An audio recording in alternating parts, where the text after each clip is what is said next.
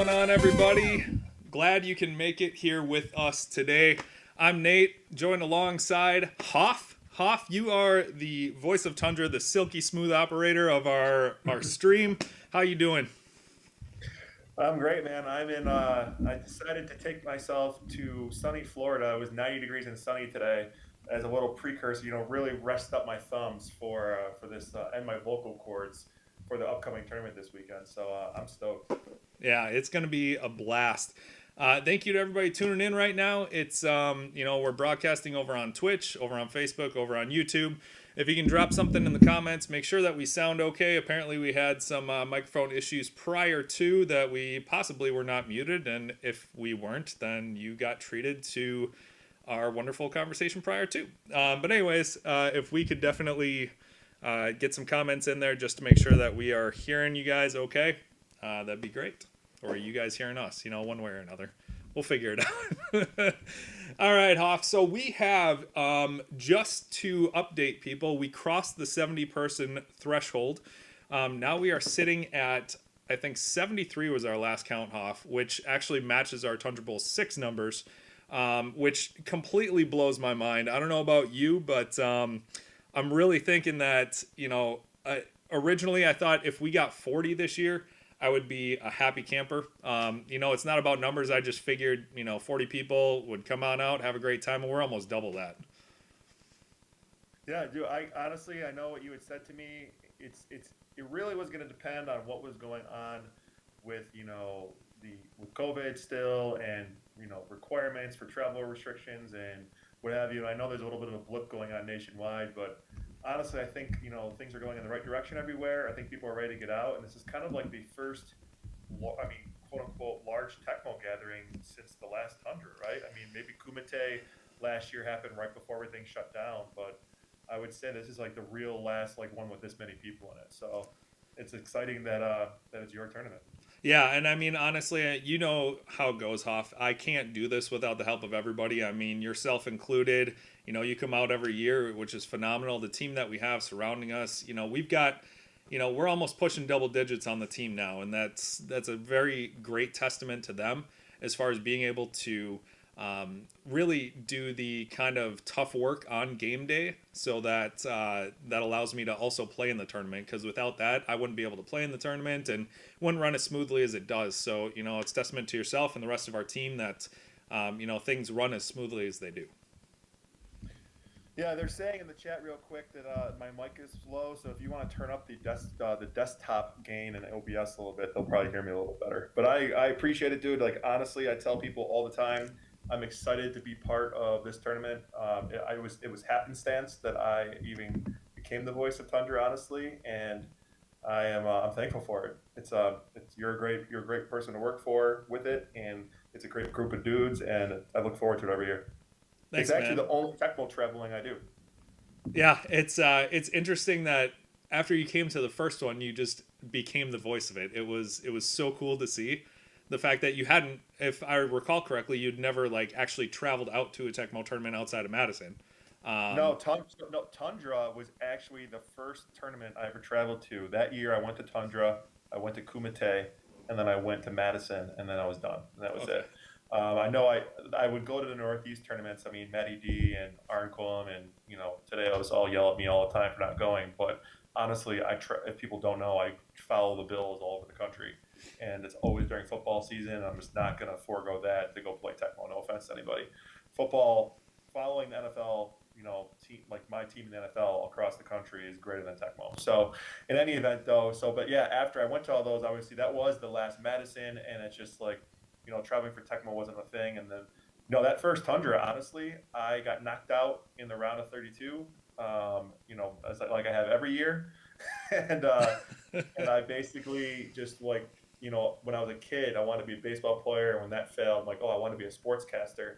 And so then I don't know. I think Ben and Ryan were commentating, and I asked if I could sit down, or they asked me if I want to sit down because I was right behind them. And then like 7 hours later, I just never got up, literally. So it's kind of how it boiled down. I think Ben was mostly my partner in crime that year, but then obviously the next year got knocked down in the round of 32 again, and then that was the year that Tecmo Bow got surprised at the number one overall seed.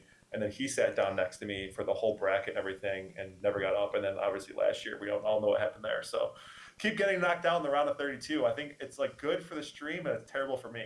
Yeah, I'm hoping this year after we reveal these groups, hopefully that it gives you an opportunity to hopefully get past the round of 32 this year. We'll see. I mean, Well, every you group know, is a gauntlet though, so yeah, honestly, it's like it's all in good fun, and I don't judge by how good I am based on how I do at Tundra. Just like I don't judge how good I am how I do in any of the leagues. Like, I'm not one of those people who gets all butt hurt because of performance in something. Like, do I expect better of myself? Absolutely, but and I hate bad Tecmo beats.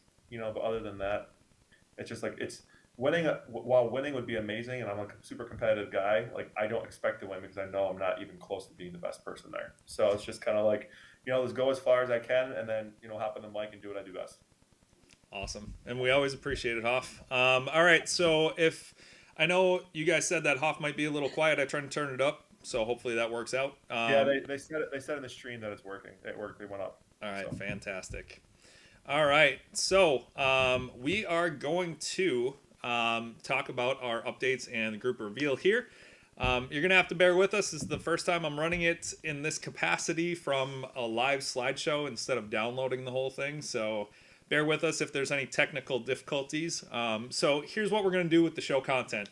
The first update is going to be the update on the environment. A lot of you probably saw the email that went out, but I just wanted to touch on that. As far as establishment, local, and state requirements, we told you guys that we would be making sure that we set up for that. Friday night, talking about 2v2 setup and teams, the Twist of Fate reveals, and more. So we've got 3 more reveals that we're going to do for the Twist of Fate. We're also going to be doing the Division 2 reveal as far as the seeding groups and format and what that looks like, and I'll kind of go through how we seeded that, and the Division 1 reveal with the seeding groups and format. Now, just like every year, Hoff, and I know you were a part of this year, and definitely appreciate it. Brewdog was also a part of it, and so was QB Browns. I always make sure that we go through these seedings with multiple people, and Hoff, especially with your online expertise and knowing these players from across the country, we had to lean more heavily on the online presence this year just because of COVID and the number of tournaments that weren't able to take place. So Hoff, I know you got a chance to look at the seedings in the groups. Do you have any thoughts on that online presence as far as how that's going to play into things this year, you think, and kind of your overall thoughts on the preview of the groups?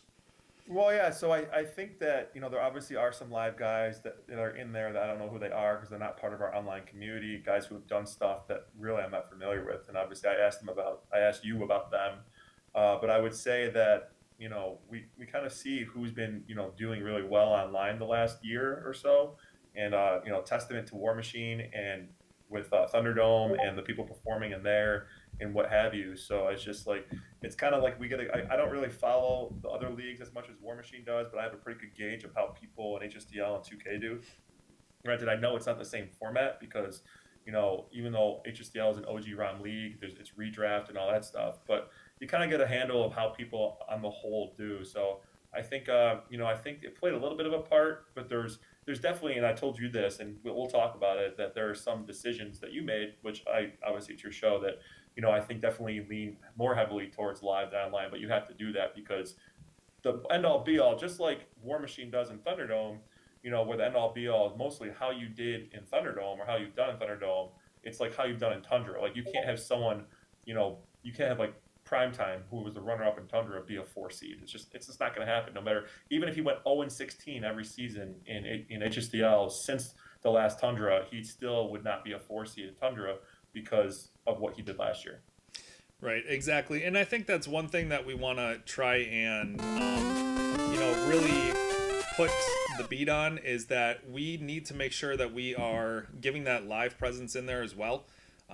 Simply because it live and online do play a little bit differently, but the way that you and War, I mean, you guys did a phenomenal job with Thunderdome. You guys had 100 people this year, which was the largest ever, and just how smoothly everything ran. And you guys do the same thing with your leagues too. I think is knowing how people play, what their kind of leanings are as far as their play styles and things. Those play styles are still going to translate to live play, so we can't ignore the fact of the playbooks and play styles, but it might be just that little bit different live where some people have that extra gear live that they don't necessarily have in online because of the live environment and that competitiveness. So I think you're right. I think that there are some people that were ranked a little higher because of the live action.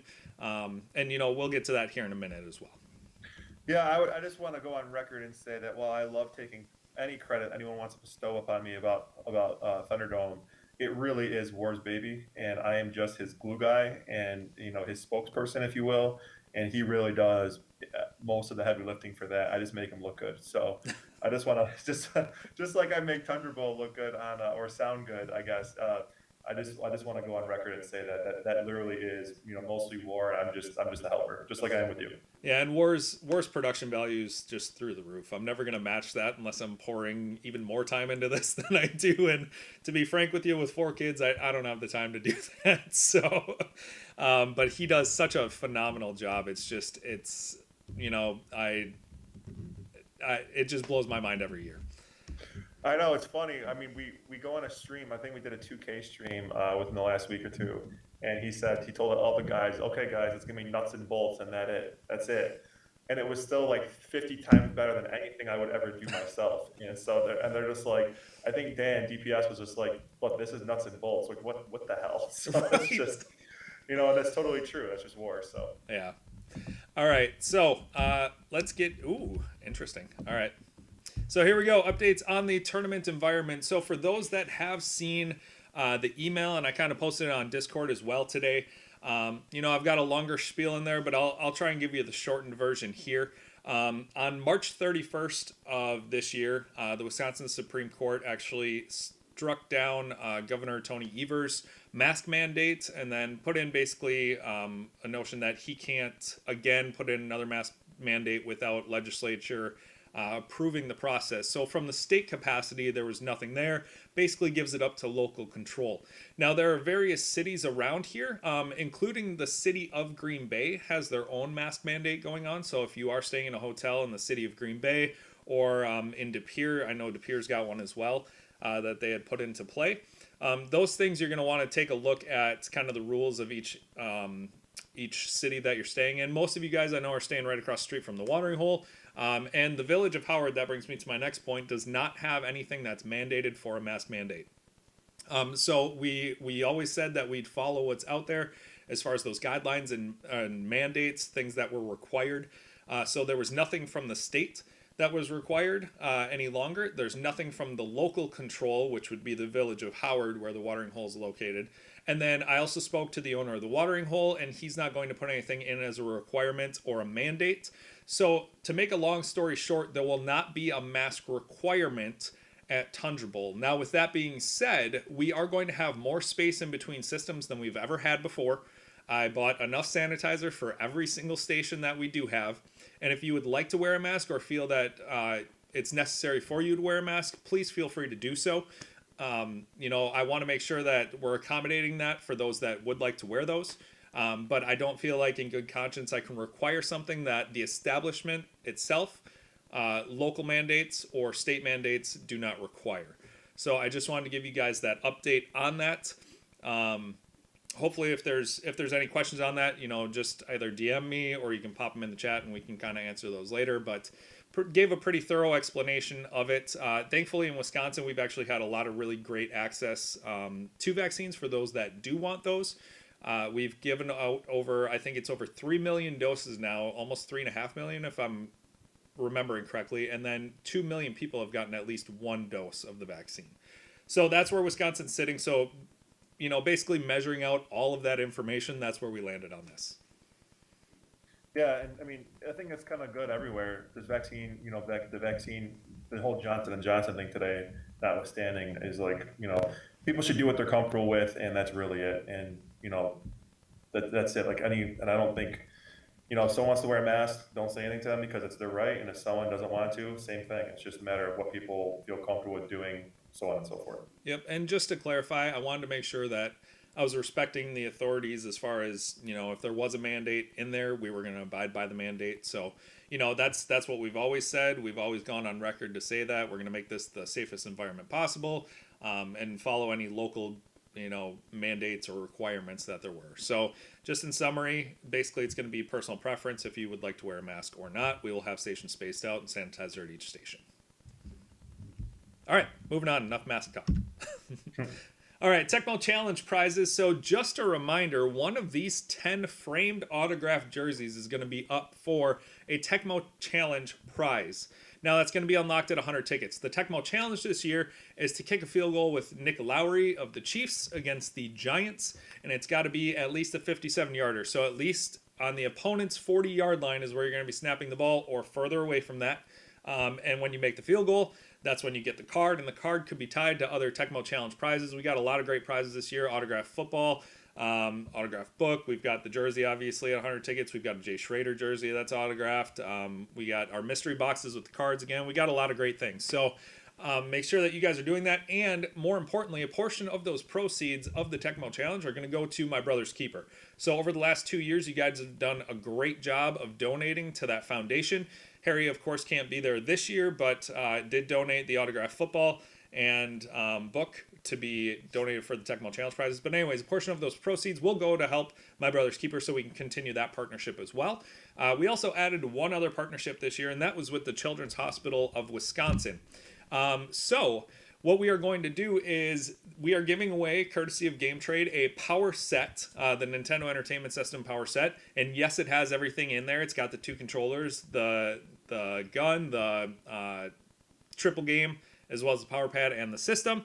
And how you get into that is going to be by buying chocolate bars. So Saruji's is a local chocolate factory here in Green Bay. It's actually in De Pere. We're good friends with the Saruji's, actually. And they make phenomenal chocolate. They make some of the best chocolate you'll ever have. So for $2 a bar, you guys get a ticket, which could be tied, obviously, to this Nintendo Power Set. Now, normally I do exclude myself from the Tecmo Challenge prizes and those things, but it's 100% towards Children's Hospital. I'll be buying enough candy bars probably to win this, hopefully. I don't know about you, Hoff, but it's definitely something that would look great on my shelf. Well, I mean, I don't eat sweets, but what I'll do is I'll just donate the money for the tickets and just not care about the candy for what it's worth. Well, that's good. Perfect. I'm going to actually buy the first one here. There you go. So with that being said, Hoff, that's a great point. We are going to have a jar or box or something out there for raffle tickets. Or not raffle tickets, just for straight donations. So I know some of you in the past have donated a very generous amount to My Brother's Keeper, but we will have something out there for My Brother's Keeper and Children's Hospital. If you are so moved to donate to those 2 organizations, we'll make sure that those proceeds go directly to that from this, kind of extra thing. So if you're able to, it's phenomenal. I just, I'm appreciative of people's support for these organizations and charities. All right, Hoff, we're finally getting into it. I've been talking quite a bit. It's the streams I'm always on where we just bullshit for whoever knows how long, and then we finally get to the point. I know it's a blessing and a curse at the same time. I just enjoy doing this stuff, and I know you do too. Oh, of course. All right, so let's go over to 2v2 Tecmo. So I am going to do this. Heyo. All right. So 2v2 Tecmo. This is going to be happening on Friday night. Now, doors, I've said, will open at 5. The event will start at 6. What I am going to tell you is last year I was ready at about 4 as far as doors being opened. So if for some reason you are in town early, feel free to drop by the watering hole. I will most likely be there and setting up. If you pay attention to our Discord, I'll put out on there too when things will be open. I would prefer Friday night not to go until 2 o'clock in the morning, since we got a big day the next morning. I know Sammy Smith and them normally go to Shoots, which is a couple miles down the road. But this is something that we obviously want people to come and have a good time. I'm not going to rush it, so whatever time it gets done, it gets done. But I do want to start promptly at 6. If you cannot make it promptly at 6, please let me know.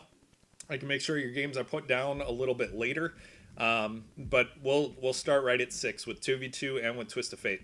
So 2v2 Tecmo. I'm not sure if you're seeing this here, Hoff, but we're going through the officially registered 2v2 teams just very quickly.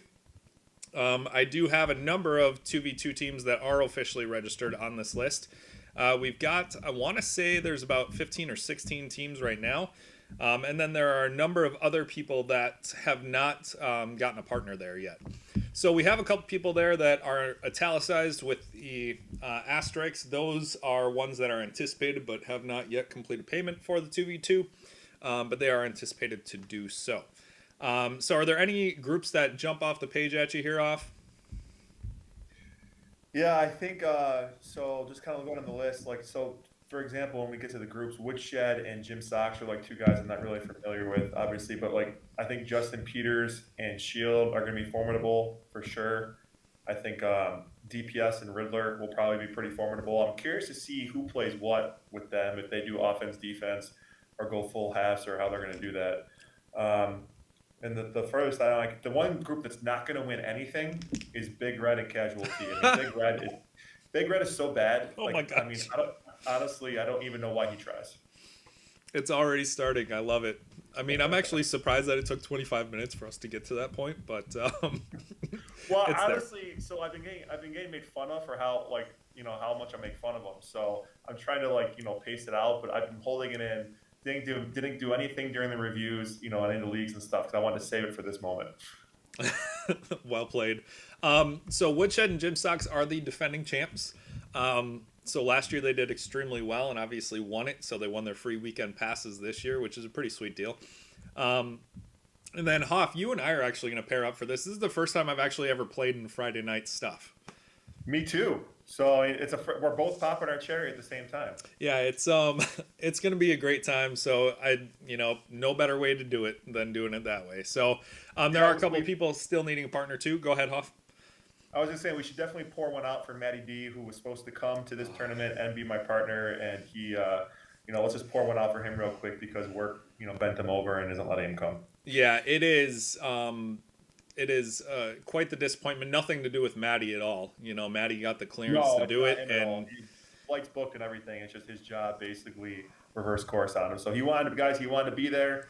He wanted to, meet everybody and all that stuff. And unfortunately, his job wouldn't let him come. So just pouring one out for him real quick. yeah, nobody ever give that guy a hard time because he hustled to try and get here this year. He got, like Hoff said, got the okay, booked everything, and then got it kind of the rug pulled out from under him. So, Maddie, we're hoping you can make it next year. We'd love to have you.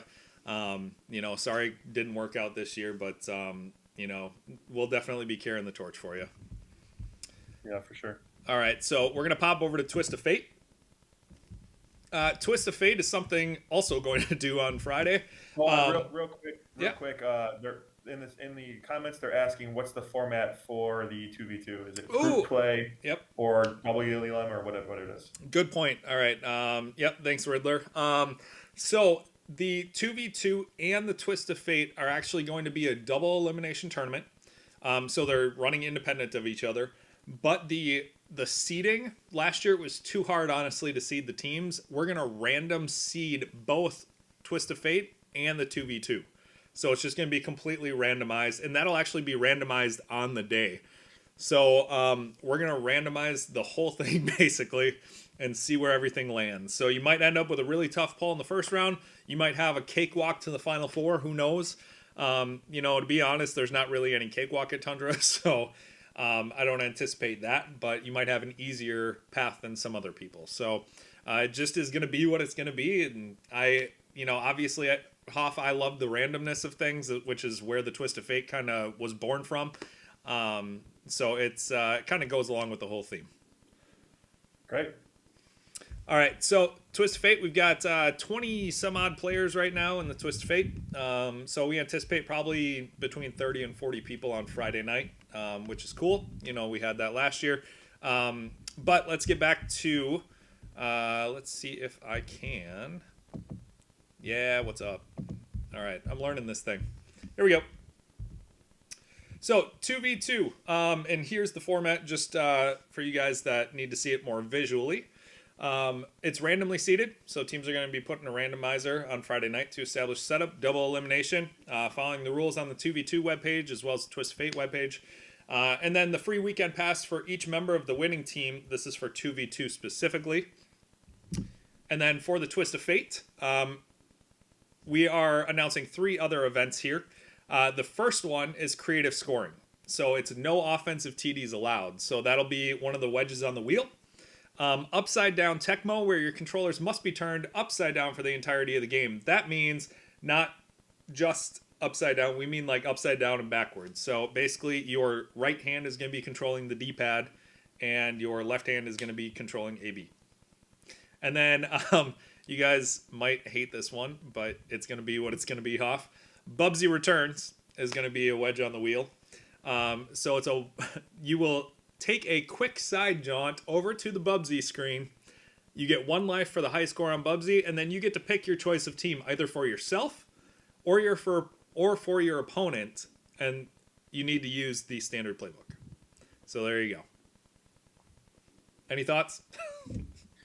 That upside down controller is going to be interesting. I don't know. So let me just clarify. So it's not just turning it over where you're going to be using your not your thumbs but your fingers to do it. Like it's going to be like turned over. Yep. So yeah. So this is normal. It's not just going to be like this. You're also going to be upside down. So basically, your right hand is going to control the D-pad over here, left hand over here, and it's going to be upside down. Can Nelson please tell me, how can you still tap that way? Like, what are you talking about? Like, who practices playing with the controller that way? I don't know. You slide tappers, you can all just go to hell. I know. I tried learning for about I'm gonna guess maybe 5 minutes on the tap ROM, and I'm like, yeah, I'm done. I almost feel like, honestly, I almost feel like learning to tap now is too cliche, and it's a better achievement to win without tapping. Yeah. Well, if you take a look at like Gats never used to like tap. So there was a point in time where like you would play him, he would not tap at all. Yeah. I don't know. I would agree. I would say too, like, even though Gats was a strong tapper in his tournament wins, he was never the best tapper there. He had a mastery, or has a mastery of just the jukes and the D-pad, like hand regulator, 2 of the best live that I've seen. So it's just like, I definitely think that, I mean, while the ISO runs and what have you make a difference, I think being able to out juke somebody and make good decisions passing, it makes more of a difference. Yeah, I mean, you look at a couple really great players that are single-digit tappers, like Rico or like Ones. Like, they're single-digit tappers, but they're gonna basically methodically march themselves down the field every single time and never give up the big play. So, I don't know. Yeah. I haven't decided whether taps matter or taps don't matter. I'm sure there is an advantage at some point, but I'm never gonna be that guy. Well, I think the point is, like, if you take someone like Gats, right? If Gats can play exactly the way, or not, for the online people, like, if they can play exactly the way they play, but add taps, then of course it's going to make them better. But if they have to sacrifice dexterity when it comes to either decision making, passing the ball, or juking or whatever, then you're obviously sacrificing one part of their game to enhance another, and then it's a cost benefit analysis and a trade off. Right. All right. Group reveal time. Finally, this is the point where people wanted to get to. All right, Division 2. So I'm going to be real honest with you guys. A lot of the Division 2 players, typically, I mean, it has been for the past few years, and this year's no exception, there are a number of players that don't have a lot of tournament experience or no tournament experience at Tundra Bowl. So what we did was we decided to seed the first seed in Division 2 and then basically randomize the groups for the rest of the people in your group. Now, what I do every year is try and keep people that would play each other on a normal basis, basically by location, away from each other in group. Now, can I avoid that 100%? Typically not. But we do our best to accommodate, so to make sure that you guys aren't playing each other in group, because nothing's better than traveling to Tecmo, having your group kind of win in their own groups and make the bracket together. It's kind of cool. So, here we go. Group 16 for Division 2. The number 1 seed is going to be Buddha Bomb. That's Robert. He's going to be coming back this year. And then we've got 4 unseeded people. Right now we have 22 registered Division 2 people, which lends itself to 2 5-person groups and 3 4-person groups. So just the way things are playing out, there's a little room for expansion. And we'll talk about expansion here in a minute. But if you guys have followed me for the years that we've been doing this, my mind works in a very lateral sense of basically trying to prepare for everything so that it's just easier on game day. Swags is coming in that group. Nicolino, the grocer who's new, actually my future brother-in-law, and then Lakitu, who's coming from Minnesota. So we know that a couple people here play online, Hoff, right? We got Nicolino and Yeah, Lakitu plays Nicolino, man. online. Nicolino, it's going to be interesting. I think he had to leave G League because of work and what have you. It was good to see him. It'd be good to meet him. And, I think he was kind of like coming around a little bit there right before he left, and got a little bit better than he was when he first started. So this will definitely be a great experience for him. Yeah, I think so too. I know Nicolino and Swags were in the same group last year, but being that they were kind of in the similar talent last year, it'd be cool to see where Nicolino's come from, from last year as well. Division 2, Group 15. We've got NMU Fred is the number 1 overall seed in that group. I believe he finished, I want to say 4th last year in Division 2, 3rd or 4th. And then unseeded, we've got Nathan returning, Ernie, who is new. Believe he's from Colorado, if I remember correctly. Spotted Toad, who is Justin, and then Jameson's coming in unseeded as well. So outside of NMU Fred, not a whole lot known about the other 4, even though there is some Tundra Bowl experience. I see this group being one that maybe outside of Troy there and the number 1 seed that, a couple other people could definitely make the bracket here. All right, moving on to Group 14. Number 1 seed is TA Striker. That is Tim. He's from down by Milwaukee, and he traditionally has played Division 1. So I have played him for some reason. He is my Achilles heel more often than not, but he is going to be a pretty strong 1 seed in Division 2. More unseeded people here that without the Tundra Bowl experience or a little Tundra experience are Jason, Ryan, and Andrew, and then we've got room for a 5th person expansion as well. If there are 4-person groups, the 1 seed ends up playing somebody twice. You basically play 1 matchup twice, and I have those, don't have them within reach, but the groups actually have them on the side of who you play twice. Same thing with our 6-person group, and we'll get to that in Division 1. There's 1 person who you will not play in those groups of 6. All right, and Division 2.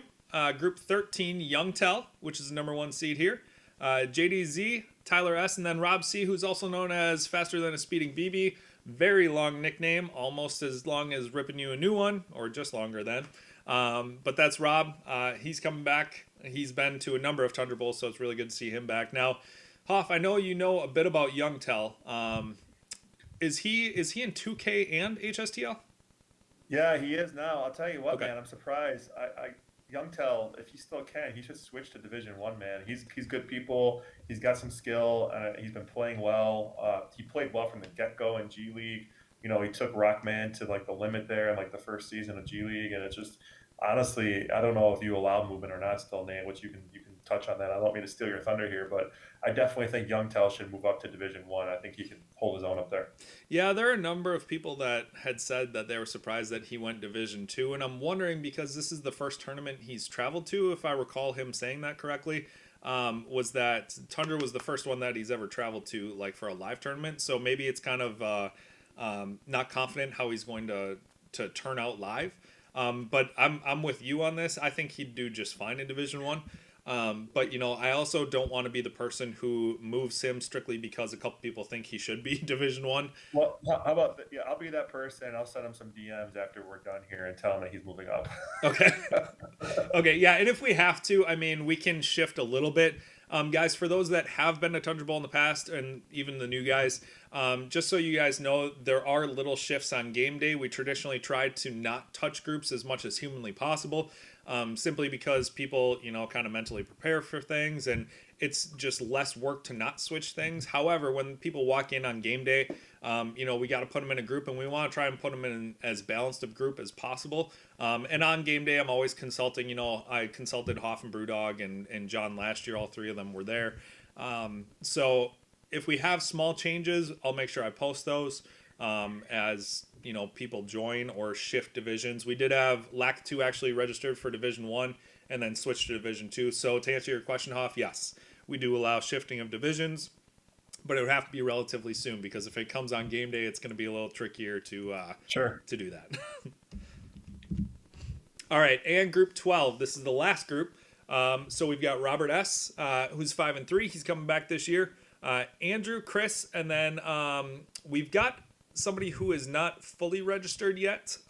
So with that being said, we might end up with four-person groups if nobody walks in through the door in D2. We haven't had a year yet where people haven't walked through the door. Last year, I think we had 7 or 8 walk in the door late. So it's something that we had to shift around, but I'm not sure what to anticipate this year. I thought we'd get 40. We ended up, right now, we're at 73. So, who knows, Hoff? We'll figure it out.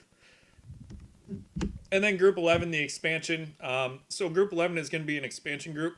The reason I put it as Group 11 is because I could expand to a Division 2 group there. As of right now, our 6-person group traditionally takes an extra 45 minutes compared to the rest of the groups. So should this Group 11 not be needed, that station then would be split with that group that has 6 people in it so that it can get done on time and relativeness to the other groups as well. So just so people, when they see an empty station, please don't jump in on that because what I'll do is I'll have that 6-person group be utilizing that with the schedule that we have. For those that haven't been in Tundra Bowl yet, I have a schedule that's basically knocked out where you can see the schedule of what time you play, who you play, and it gives you basically a 25-minute window because we know some games last 20 minutes, some games last 30 minutes. So it's a rough 25-minute window.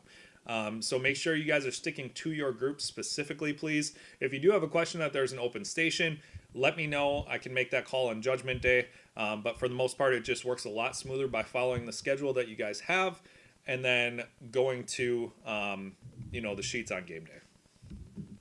And Hoff, it makes it much easier for announcing because if you're not knowing who's on what station at what time, it makes it a little challenging. That's definitely true. All right, on to Division 1. Now, this is where we're going to spend the majority of the time, simply because a lot more of these Tecmo players are known in the community. Not to say that Division 2 obviously doesn't have known players as well, but just for sheer volume of players, we've got almost as many Division 1 players as we did last year. We have 51 this year. We had 55 last year. So, without further ado, we're going to get to the unseated people, the 3rd seeded people, then we'll go to the 1st seeded people and reveal the groups.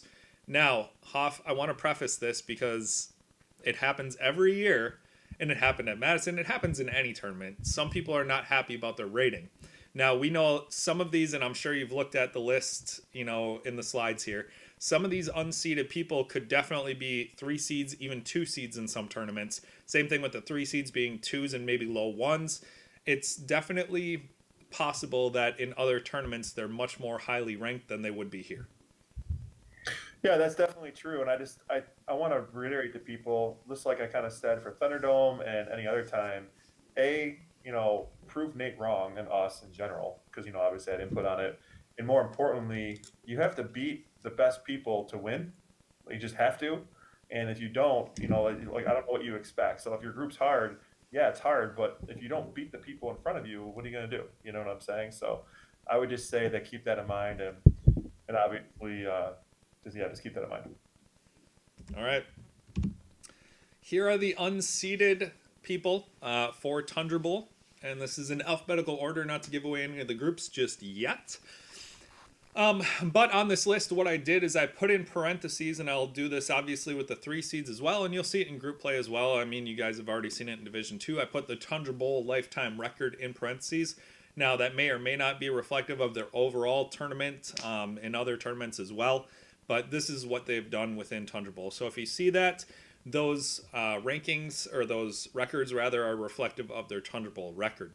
So unseeded people here, are there any that generally stand out to you here that you feel like would potentially be a seeded individual, either 3 or 2 seed, in potentially an online tournament or other live tournaments? Yeah, I would probably say the 2 that stick out to me the most here are Simon and Segathon. Segathon simply because he just seems to be playing pretty good Tecmo, just tough. But Simon, I know Simon hasn't done as well in 2K as I want. And obviously, my experience with him is 2K and HSTL. But I know in HSTL, he really has he's done pretty well there. So little surprised to see Simon on here, obviously, when I saw it. And then, but when people see who is ranked already anyway, aside from if they don't know people from, because they're live and you don't know who they are, I think they'll get it kind of thing. So that's where, building this from the ground up, they'll kind of be like, oh, okay, that's why, sort of thing. I do have a question for you though. For the Yes. Tundra Bowl records, for example, like Ludio or Rippin' a new one. Wow, that's a funny name. Are those like Division 2 records? Like, is that just an overall record in general? Because like people might see Ludio, right, and say, oh, he's 12-6. Why is he unseated? What is going on Yep, here? that is a great point, Hoff. So when we started Division 2 a few years back, I did not differentiate the overall record for Division 1 and Division 2. I can tell you for certainty, ripping you a new one, who is Kramer. He actually won Division 2 2 years ago. So there's a number of wins that were collected there. Same thing with Ludio. He took second place in Division 2 last year and was kind of on the fence whether to go D1 or D2. He's gotten better online as well too. So I talked to him about it and think that he's a Division 1 guy. So yeah, you will also see that in with Hawkeye later on too, because Hawkeye won Division 2. So yeah, there will be a couple of those anomalies, but that's where a couple of these records are for those that are new. So that is where we're at on our unseated. I think a surprise for me, and granted, I know I do these seedings, but putting K-Cab as an unseated guy was really, really hard for me because I know that whenever we play, we basically play into overtime or, within 3 points. It's really hard for me to put him unseated in this tournament. I think Well, another he guy also too. Go ahead. doesn't he also not play Tecmo regularly either though? So he's kind of like into other games, sort of thing. And I know Yeah. for some people it's like riding a bike, but it just seems that Tecmo is not one of his biggest focuses.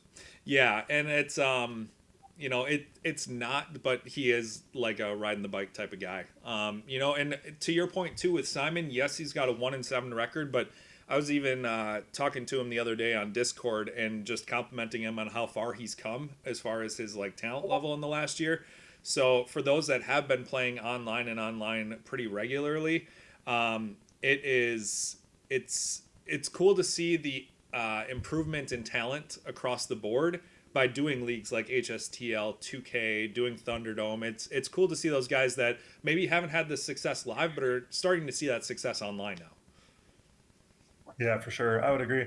And I mean, I know people don't subscribe to this, and I get that live tournaments are different, and I get that the whole tournament format is different. But I'll tell you what, if you go and look through some of the people we have playing online in Tecmo right now, the field is deep, man. It's super deep, and it's a tough out. Like if you go look at the top HSTL league right now, it is literally a bloodbath. Yeah. Same thing with 2K is getting there too. It's just complete bloodbath where literally you have guys, some of the best guys in Tecmo who are just like, I can't, there's just not a single easy win. It's just every game is a struggle. So I think that's what we're going to kind of see here, with this Division 1 is that as we get further up, it's just a bloodbath. And like I said in the beginning, you just have to beat the best people to advance because, nobody, even the number 1 seeds don't have an easy path here. Right. Yeah. There is not a group that is easy by any means. I know we had the group of death last year, which was your group, unfortunately, but those things are Hey, at least I made the bracket. yeah, those things are few and far between. So we try not to do obviously any group of deaths. We also try not to do any unbalanced groups. So here we go. All right. All right, number 3 seeds, alphabetical. So these are your 3 seeds for the tournament. We have Hank the Tank. We've got Hawkeye. We've got Jim Sox, who was a 2-2 and did not make the bracket last year, but whose talent is obviously up there as well. K. Molnar, which I know you'll have some commentary on, I'm sure. Nelson, Nostradamus, Ryan 11P, who makes his return after a few years away from Tundra and away from the game, so I'm glad to see him back. Sammy Smith, Sanchez, and Tundra Yeti. So what do you got here, Off? Well, so obviously, I mean, Hank doesn't play in my leagues, and I know he runs his own. I know that he's been doing different, better live than I guess than in the past. And so I think for me, from a live standpoint, that's what he built his more on. Hawkeye, which people don't know, Jeremy, but Hawkeye was a while, well before I even got an online Tecmo. Was really good. Took a few years off. Is still really good, and I think wildly underrated by people. Molnar, I mean, always has played me tough, even in scrims, and he would always be like one to help me scrim and being of seasons and stuff. I think he's pretty good. Obviously, he had to step away from my leagues, but and then just I mean, Nostradamus is probably the one for me that stands out the most here. As I'm like, I get it, he's got 2-6 at Thunder Bowl, but he's been playing great Tecmo in 2K and HSDL. Nelson's been up there in D League doing well. Obviously, Ryan Stewart, you already mentioned. Sammy Smith makes a lot of sense. Sanchez, I don't know anything about Sanchez. I know he played in Thunderdome. I think he went 0-4, 0-3, whatever the group was there. And then, Yeti is always tough. Plus, Yeti beat, for those who don't know, last year Yeti beat Mort in the year that Mort went 0-4. So I would say, like, I mean, if these are the three seeds with some of these guys here, the rest of it's just going to be crazy because there is some really strong three seeds here. There are, and it's like we've said since the beginning, it's a really tough field. Um, it's kind of heartbreaking to put some of these guys at a three because I know these guys in other tournaments are definitely a true two. And depending on the tournament, even a possible one. So it's difficult to see this. It's cool to see this though, simply because you're getting in quality games against guys that you don't get to play live ever really. So it's just a really cool experience to be able to hang out with these guys, put faces to names. Some of those guys that play online can now come live, or live players flying in from across the country. We've got 14 different states represented. It's just it's cool to see the camaraderie that we have, and I love getting in quality games. It's no fun to be a guy that goes in, ends up blowing people out 28-35 nothing, which I've never had to worry about, but some people have to worry about that. That it can't be fun to just do that. So it's good to have these quality games. Yeah, and I agree with you. And there's going to be some probably pretty big names that don't make it out of group, just like we had last year. And I think there will be some names that maybe were surprised or not surprised make it out of group. But it's like not every person that when you look at a list of people that you think are going to make it out of a group, make it out of group. So, case of, the same thing happened in Thunderdome with big upsets. I think big upsets are going to happen here. And it's going to be, like I said, and I keep saying it, it's probably the theme. We should probably just like change the whole thing. It's just a bloodbath. So it's literally just tournament bloodbath. Thunderball 8, the bloodbath. Next year's the bloodening, and then we'll just keep going. All right, God. so Hoff, we're gonna get to, and I didn't go real fancy with this. We're gonna get to basically a video reveal of the top 10 seeds based on group number. So the next slide you guys are gonna see is actually a video. It's gonna be the top 10 one seeds because we have 10 groups as of right now. Starting at number 10, working our way all the way up. Hoff, just for your pacing purposes, we've got about 20 seconds per chunk that is revealed, but then we'll obviously talk about it after it's finished. Sure. So as we go through, we can kind of comment as we go, and then we can always come back to that as well. All right, well, off we go.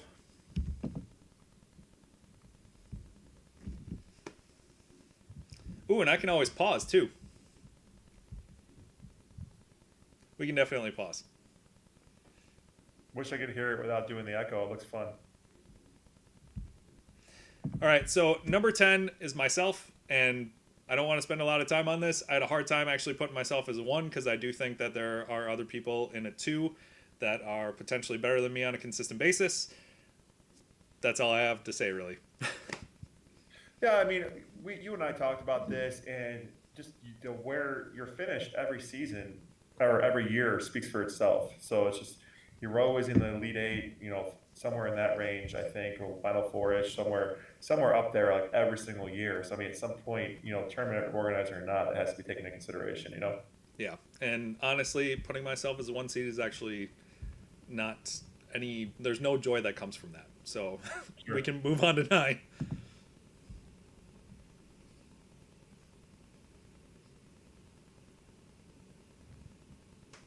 Number 9, just so you guys know, is somebody who is returning to Tundra after a short hiatus.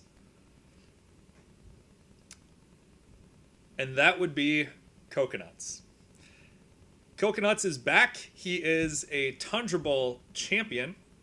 He has a record of 39-11, and we're glad to see him back at Tundra Bowl. He was one of the annuals that had to unfortunately miss last year just for some reasons, but we're glad to see that he's back. Yeah, Coco's great, and I'm excited to see him again. And I think that he's going to make the competition in this tournament that much better. I know he's a little rusty. He hasn't been playing a lot of Tecmo, but I'm sure he'll be just fine. I agree. Yeah, he's not somebody I'm worried about as far as being able to, basically get back on the bike real fast. And real quick, because I see some of the comments, guys, Yeah. in the thread. I know Coco quit G League and HSTL. I'm not going to get into personal business, but Yeah. there was a big significant reason why he quit that you guys don't know and don't understand, and I'm not going to tell you. But you know me, of all people, running 3 HSTL leagues, where if anyone's going to be pissed off about it, it would be me. And I'm going to tell you I'm not. So I get it, and I know it looks like sour grapes, and maybe it was a little bit, but I promise you there is a serious underlying reason why he left. So Yeah, just for and what it's worth, please don't give him any hell when you see him and stuff like that, because he's got some stuff going on. yeah, and trying to echo that too. I mean, he gave me a heads up the year before when he was going to miss. Again, just working through some things in his own life. So, guys, please welcome him back with open arms, because it's one thing to give guys a hard time that maybe deservedly might need a ribbing, but obviously there's always that path of acceptance, and guys, there's nothing that should shy you away from welcoming him back with open arms. So I mean, and just to refer to the people who need a ribbing, he's clearly talking about Big Red. yeah, Big Red, or people that use perhaps 2 names for certain things. Yeah, we're not going to mention that here. Nope, we're not. Okay, moving on. Definitely Big Red. Shield gives him a hard enough time. All right, number 8, returning from the great state of New York, is Red 98 said Hut, which is Lou, who is also a former Tundra Bowl champion. For those of you guys that obviously know Lou, he's been a veteran for a very long time, very tough out, very excellent player. Yeah, Lou's great. I'm excited to see him come. I'm glad he is kind of re-entering our community a little bit after some of the stuff that went down over the last year, and it'll be good to see him. And he is, I was there for the year that he won it all. He played some of the best Tecmo I've ever seen him play in his life, and I think that, I think he's going to do, assuming he's focused and plays up to his potential, going to make some serious waves here. Yeah, I would agree, especially at a number 8. I mean, when he's on his game, he is definitely a top 5, top 3 player. Rico, glad you could join the chat. Hey, there's Flo. There's always a fun group too, Hoff. I don't know what it is, but like Flo's in half of the fun groups when it comes to fun group stuff. Well, because Flo, it brings the life to the party. He is. All the trash talk and everything else. Yeah, he's one of my favorite Tecmo personalities. Number 7 is Justin Peters. His record is 20-8, and he is from the great state of Iowa. He's returning. He has his best finish was a runner-up finish to Regulator. Has a little trouble kicking onside kicks, but he plays well every year. He's one of those methodical guys, not somebody who's going to blow you out by 21 points, but he's great online and he's great live too. Yeah, I agree with you. He definitely. I think that some of his live success. I think from my perspective, he's better live than online. He's obviously, though, in HSTL in the top league and, holding his own up there. Had made the playoffs last season. And I think he's kind of found his footing finally. And, he's always played well live at Tundra when I've seen him. So it's good to see him putting it all together. Yeah, I agree.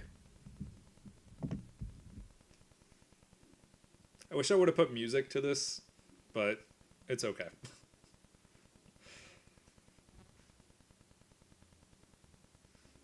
All right, so coming in at number 6 is somebody who you guys will be familiar with. It is prime time, and his record is 46-16. Had a phenomenal run last year. Ended up runner-up to Gats. Went into the championship undefeated, and then lost back-to-back heartbreakers to Gats for Gats's first championship. But Hoff, I know that you and I disagree on this one a little bit here. But what are your thoughts here?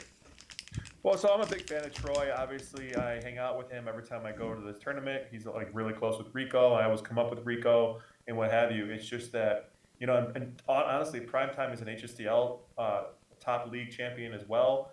But it's just like it's really hit or miss with him in 2K and HSTL. I definitely think he plays better in Tundra than he does in the redraft leagues and what have you. And while he has, some really good seasons, there's other seasons that are, really bad. Don't get me wrong. Everyone has bad seasons. I've had bad seasons, whatever. It just seems that he has more bad seasons than good ones, unfortunately. And he's just a terrible drafter, which could be a product of why he does so poorly in our leagues. But obviously, you can't argue how well he does in this tournament. And obviously, the run that he made last year, and quite frankly, probably should have won. I think, there's probably some misplays there against Gats, whether it be matchup calls or whatever. But also just the tapping too. Primetime out taps Gats, and I don't think he realized it or something. But I think I want to see Primetime win just because it'd be awesome to see him take down Gats last year, and I think that he his record at Thunder Bowl speaks for itself. I would agree. And for the record, for people in the chat, this is still the first candy bar. I just break it apart. I like to savor the chocolate, but whatever. But yeah, Primetime, he's always good live.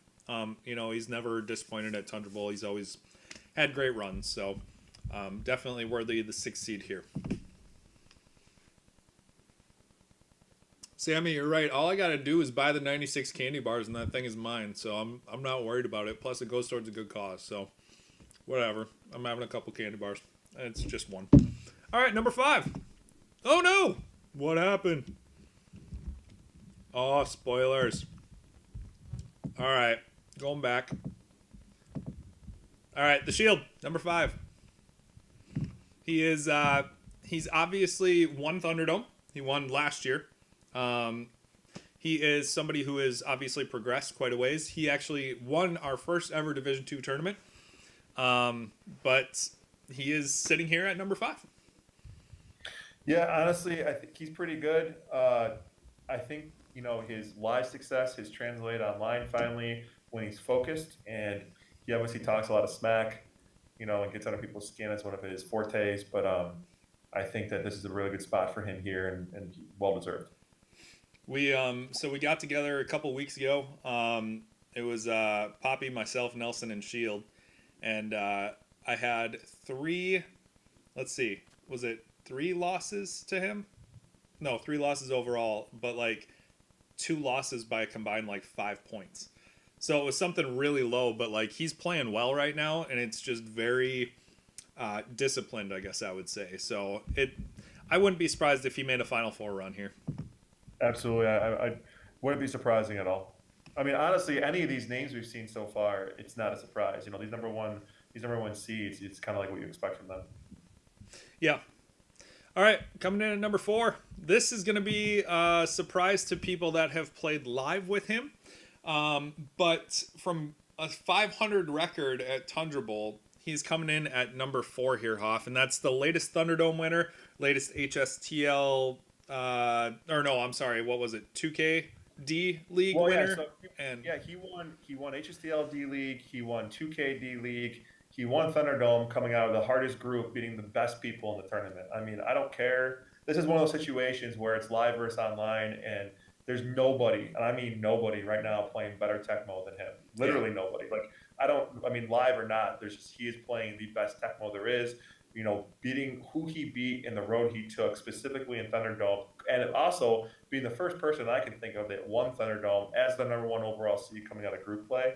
That the pressure in itself there, I'll tell you, man, he is on fire, and you could even argue he could be higher, but when you see the names, you'll realize why he's not. But man, this is one of those situations where the live record doesn't matter because of how I was playing now. Right, exactly. And he's I'm looking at it over on the Facebook chat, and he he's a little shocked himself, it seems, but that's a bit of humility on his part. He is playing phenomenal Tecmo, and you're right. Like, there's nobody that's playing better than him right now, especially online. We'll see if it translates live, but I don't see why it wouldn't. So I'm Yeah, I agree with you. I don't see why it went either. It's the same concept, guys, as like if Nas showed up to this tournament coming from up from New Orleans, I don't even think he's ever played Tundra. He would be up in this range too, just because of how good he is. Yeah, and hopefully someday he'll end up coming up. Hopefully we can recruit him for next year. But given what it is this year is what it is, and happy with the amount of people that ended up coming out here. All right, we are coming up to number 3 now. Number 3 had the same exact ranking at Tundra Bowl last year. Ended up with a 3-2 record. You guys will see it here shortly. But he is going to be ranked number 3 again this year. Now, not only is he a great online player, he had a tough round of 32 last year, which is where he got bounced. But number 3 for this tournament is going to be Randy Wags. Yeah, this is another example. Wags has done well live pretty much everywhere. Obviously, at Tundra notwithstanding, but other tournaments live, he's done super well. And War Machine is super bullish on Randy, and we've talked about him a lot in Thunderdome or whatever. He's the metronome, man. He just wins all the time. I'm not saying he always wins the championship, but he's just always regularly winning his divisions. Making it to at least the championship in his conference, or if not the Super Bowl, and he's just also like if DPS didn't have the run he just had and has been having, I would say Wags, and Wags was still there. Like Wags would be the person playing the best online, best Tecmo. Like Wags by far last year was the player of the year in my opinion. I mean, just for the whole year with what he did in all the online leagues and stuff and whatever, it's just you had to think so. So excited to see him there. Yeah, me too. Number 2, we obviously know is going to be Big Red, so we should just let that out there right now.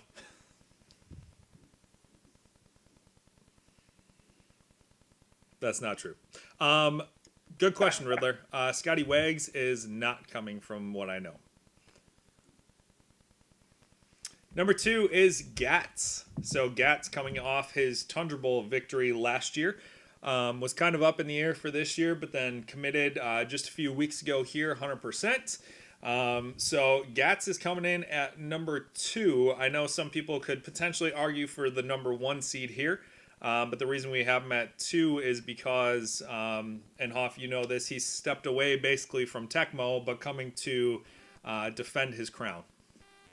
Yeah, I would say if Gats was playing regularly, I mean, he might be playing regularly. Obviously, we just don't know it, analog, if you will. But if he was playing regularly in public and people knew it and saw how he was playing, that would be it. But I'll tell you what, man. I always thought, and I've been saying this to people who would listen, that Gats would not return to Tecmo until he learned how to tap, quote unquote, the slide, whatever you want to call it. And it's like what we talked about with, before, where are they going to lose their other abilities and sacrifice something to slide tap, right? And I'll tell you what, if Gats somehow like emerges like Darth Vader here and just starts tapping 20s along with playing the way he plays, good luck Tecmo against anybody. I just don't know, aside from really weird stuff happening, how anyone would ever beat him if he ever ends up like learning how to tap like that. So not sure if that's what happened here. Not sure if he's going to be unveiling that here, but it feels a little fishy here. And this could be like his grandiose return to Tecmo where all of a sudden he'll just try to take all the leagues by storm after he just destroys everybody in Tundra, tapping a 20 to 22. Yeah, that would be a scary notion to have the guy who's so incredibly calculated and knowledgeable to all of a sudden tap a 20. That'd be a little scary. So number 1, you guys obviously know who number 1 is going to be here. Coming from the great state of Indiana, the only 2-time Tundra Bowl champion, and possibly the best that's played Tundra Bowl. I wouldn't even say possibly. The best player to ever play in Tundra Bowl is Regulator. Regulator's been consistent, time in, time out. It is not 47-18, by the way. His record is much better than that. That is a typo. So I will have to take a look and see what his actual record is. But Regulator is coming in with single-digit losses and just is unbeatable in his right mind. Yeah, but I mean, the basic gist is all you have to do is just make sure he plays his kryptonite Rico, who will get him drunk, and then he'll get drunk playing Rico, and then just suck. I mean, I think I saw so like him playing Rico when he got hammered last year, was pretty alarming. I mean, it's great that he's having fun. Like I'm not saying it's alarming. I mean, he has nothing left to prove, right? But then also, I think a year or two before that, the year before that, he was playing Gats and took like four safeties against Gats or something like that because he was hammered. And so it's just like, I think he's incredible, but I wonder if winning means anything to him anymore, or if he just, does, which Oh, there's nothing wrong with coming in a good time, and that's fine. But I do wonder if he prioritizes winning in these tournaments anymore because, like we've already said, what else does he have left to win? yeah. It's that almost sounded like a challenge there, Hoff. Well, I mean, dude. I mean, let him rip through everybody. I'll never tell you in a million years that I'm better than him. He's better than almost everybody. But it's just, I mean, I think he would be one to admit that if he's hammered, he plays worse than if he's in that right inebriated zone where, it's kind of like where the curve goes up, where your drunkenness, but your skill goes down. You guys can't see my arms because of my background. It's kind of like if you don't meet that point in the middle, it just all goes haywire. Yeah, and that's the thing is in his right mind, and that's why I gave that caveat. Like when he's in his right mind, it's not good luck, I guess. I mean, you got to get some Tecmo luck against him in order to beat him in that capacity. All right, so let's take a look here. These are the number one seeds by group, and this goes from 1 down to 10. He is 37-6. There's your official record. That was a typo on the video there. I knew he didn't have double-digit losses. So 37-6 is, obviously the best overall record with that capacity of games. So any one seeds on here? Well, actually, Hoff, we'll hold off on that because we'll go to the predictions here. But we'll reveal the groups here. We Yeah, are an real hour quick, in. because I'm seeing comments in the chat. I want you guys to know too. I don't know if you're because I shoot competitive darts, and there are professional dart players who literally keep a breathalyzer machine on hand because they know exactly what BAC they should be. Because obviously, the more drunk you get, your hand-eye coordination goes down, but your focus or whatever else goes up. And that point I was just making, where it hits the intersecting lines, they actually know at what BAC they hit the intersecting lines where they have the best ultimate play consistently and literally do that. Professional dart players who like play in some of the largest tournaments in the world. So it's actually a real thing, believe it or not. All right, so we're going to get into revealing the groups. We're actually going to start at group number 1 with Regulators group because we ended up with the 1 seed. We're going to start with the 1 seed, so this is where we're coming with. All right, so here is your group number 1, and unfortunately, Rico, you're not in there, but the number 1 seed is Regulator. The number 2 seed in this is 8-bit. 3 seed is going to be K Molnar, and then the unseeded people will be Hank the Tank and ripping you a new one who was in your group of death last year. That's Kramer. Yeah, so this is interesting to see 8-bit as a 2 seed for me. I understand he taps like a 24 using whatever rattlesnake method he uses. I actually want to see him plug into my laptop and show me, to be honest with you, just because I want to be able to vouch for him when everyone comes after him online with his tapping. But regardless, this is a tough group. I think that Hank is underrated here, undefeated.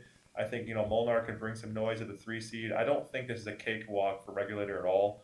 Although I do question, and I don't, maybe we didn't talk about this one. I do question 8-bit a little bit as a 2 seed, simply because I'm not sure what live success he's had, but he hasn't had a ton of online success, even with his tapping, at least in non-OG ROM leagues. Like obviously, where maybe in the tournament format he plays better, but in HSTL and 2K specifically, it hasn't been great results. So, and you're familiar with the way we typically try and seed this whole thing. Not that it goes verbatim like this, or it doesn't go chalk like this, but basically you go 1 through 10, and then you snake it back of basically 11 through 20, and then 21. So basically, when it came down to it, 8-bit and Molnar were kind of interchangeable, I guess I would say, in this capacity. Is they're basically around the equal talent of each other, and that's where they ended up as 8-bit easily could have been 3 and Molnar 2 in here. I feel like they're pretty interchangeable. Yeah, I would say that's probably pretty accurate. So, but that's all I got on this one. All right, Going to Group 2, we got Gats as the 1 seed. Poppy is going to be the number 2 seed here with a 24-14 record.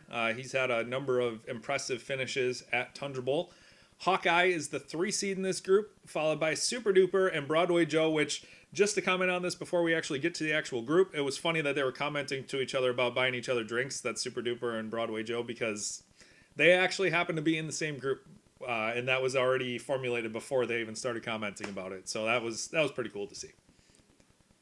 Yeah, this group is super top heavy in my opinion. I mean, I don't really know Broadway Joe or Super Duper, but you know, Poppy has been playing pretty well in my leagues, and then Hawkeye, we already talked about him, and Gads doesn't really need an introduction. So it's just, a very top heavy group here, and you know, Broadway Joe and Super Duper, if they win a game, I'd be a little bit surprised. No offense to them, but I think that all three of these guys, Gads, Poppy, and Hawkeye, have their work cut out for them because I definitely think like Hawkeye and Poppy are good enough to potentially take down Gads depending on what happens in the game.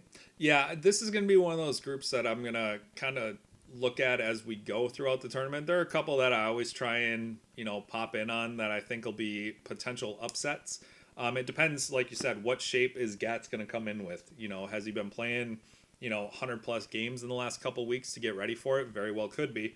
But it's going to be an interesting follow for this group for sure. Absolutely. Group 3 is going to be Randy Wags. The 2 seed is Airborne Tempo. And for those of you guys who don't know who that is, it is a 2-time Madison World Champion. So he's making his return to Tecmo at Tundra Bowl. The 3 seed here is Nostradamus. And then the unseeded people are Chad, who's a newcomer to Tundra, and Casual T. Yeah, so this is one of those groups where Damas obviously could have easily, in my opinion, been a two. I kind of mentioned that to you before, Mm-hmm. but it's more about how he's been playing more recently instead of, it's not like this year-long thing. It's been maybe a few months where he's really just excelled a little bit. So I think that could be one of those flip-flops where he could have been a 2 seed. So I don't know anything about Airbound Tempo, but I definitely don't necessarily, and I don't know Chad, but I know Casual, and unfortunately, Casual will have his work cut out for him here. But not an easy group for Wags. Like I mean, we'll probably say it all the way through. It's just top heavy, and this 1 through 3 is just tough. Yeah, and I had to lean heavily on Brewdog and Bailey's opinion of where Bon Tempo should be ranked because I'm not overly familiar with his game either.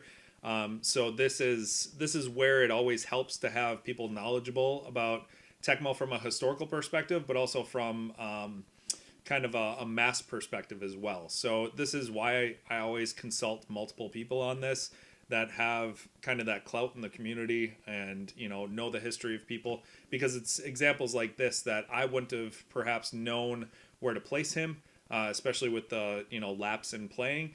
But I got to credit Brewdog and Bailey because I'm sure this will balance out exactly where it probably should.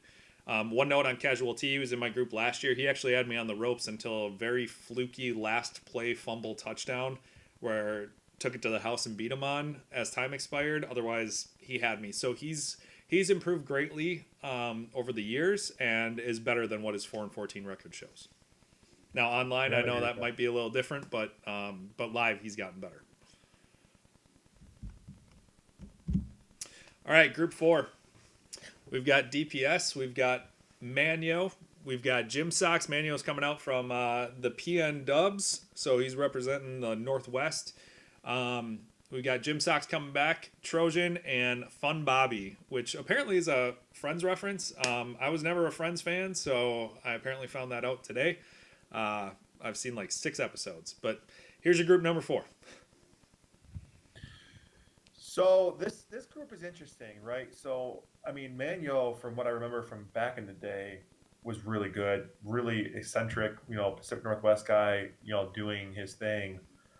Jim Sox, I don't really know well, and then we already, we talked about DPS a lot. So I'd say that maybe this group isn't as top heavy as other ones simply because of recency bias as much, but it's probably a little bit deeper because I think Trojan is probably a little bit better than his 9-10 record, based on what I've seen from him lately online. And I know he plays better live than online. So this could be one of those groups where maybe it's not like 1 through 3 top heavy, but it's if you include the like we'll just call Trojan a 4, that kind of makes it more deep, you know. I would agree.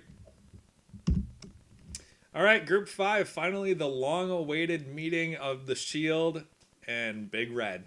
So Big Red's the 2 seed here. Yeti's got the 3 seed locked down, and then the unseeded people, we've got Pally Stacks coming out from California, and Segathon, who's making his first Tundra Bowl appearance as well. So in all defense of Big Red, I know we give him a lot of crap and stuff, and I know at least online he has his a tough go. He always does well at Tundra, each year in and year out. He's part of that group that made Mort go winless. He beat Mort. Yeti also in this group beat Mort. I definitely think that based on what I've seen from Yeti and Big Yeti in general, Big Red Live, that this is actually going to be interesting for Shield. I wonder if Shield is going to be too cocky against Big Red, and because I'll tell you what, I think Shield would forego winning this whole thing just to not lose the Big Red in group. Because if he loses the Big Red in group, he is never ever going to hear the end of it, literally ever in life. And Nope. I think he would like sacrifice an unborn child to not lose the Big Red in group. So, but this is one of those groups. It's more of a depth thing than a top heavy thing. Where I think that all joking aside with Big Red, I think Yeti's a strong 3. I think Sega is a a good 4 if you want to call him that. And then I think this group could be interesting. There's could be these when I'm talking about the depth of the groups where they're not as top heavy. I wouldn't be surprised seeing weird stuff happen in this one. Yeah, it's gonna be interesting. This is the group that is probably to me, and we all know how good the Shield is. It could go chalk, or it very well could go in a completely different direction. This is one of those really unpredictable groups that it's either going to go really right or it's going to go really wrong. Yeah. No, Tier, I agree with you. It's going to be this is going to be interesting, and I think people shouldn't sleep on Sega. I think Sega can make some waves here too. I think this group could be really interesting, like you just said. yeah, and like you said, Jeff has played well. I think the last 3 years he's finished in the top 12. So I mean, he always ends up showing up really well at the Tundra. So I know you give him a hard time, but you're right. Like he is a good player and well deserving of the 2 seed in this group. And Yeah. Shield and Big Red are definitely featured on the stream. We're gonna have a main TV for the stream this year. For those that follow along with our stream online, there will be a mainstream TV. We'll still have the red zone, but the primary TV is going to be scheduled out where the seeds basically one plays 2 in each one of the groups. So it's going to be really heavy hitter matchups, and that'll all be scheduled out. That you guys, I'll end up posting the schedule so you guys can see that for those of you following online, so you can kind of pair out what your timing looks like and what matchups you want to I see. definitely think Shield and Big Red should play for shots, much like Rico and Regulator did, where basically anytime there's points scored, just take a shot. I'm ready for it. Yeah, and Molnar is saying in the chat that Pally Stacks is actually quite the player. Unfortunately, I don't know a lot about him, but Molnar is saying that it's definitely going to be basically a bloodbath in this group, which kind of goes along with what we were saying. Agreed. Group 6. So this is where things get a little wonky with the six person group. As it sits right now, it's a 6-person group. Now, if we get a couple people walking in through the door, we'll create an 11th group with a 1, 2, 3 seed. So a couple people have to shift to make sure that's balanced. But if we get, just 1 or 2 coming through the door, we might just go 6-person groups.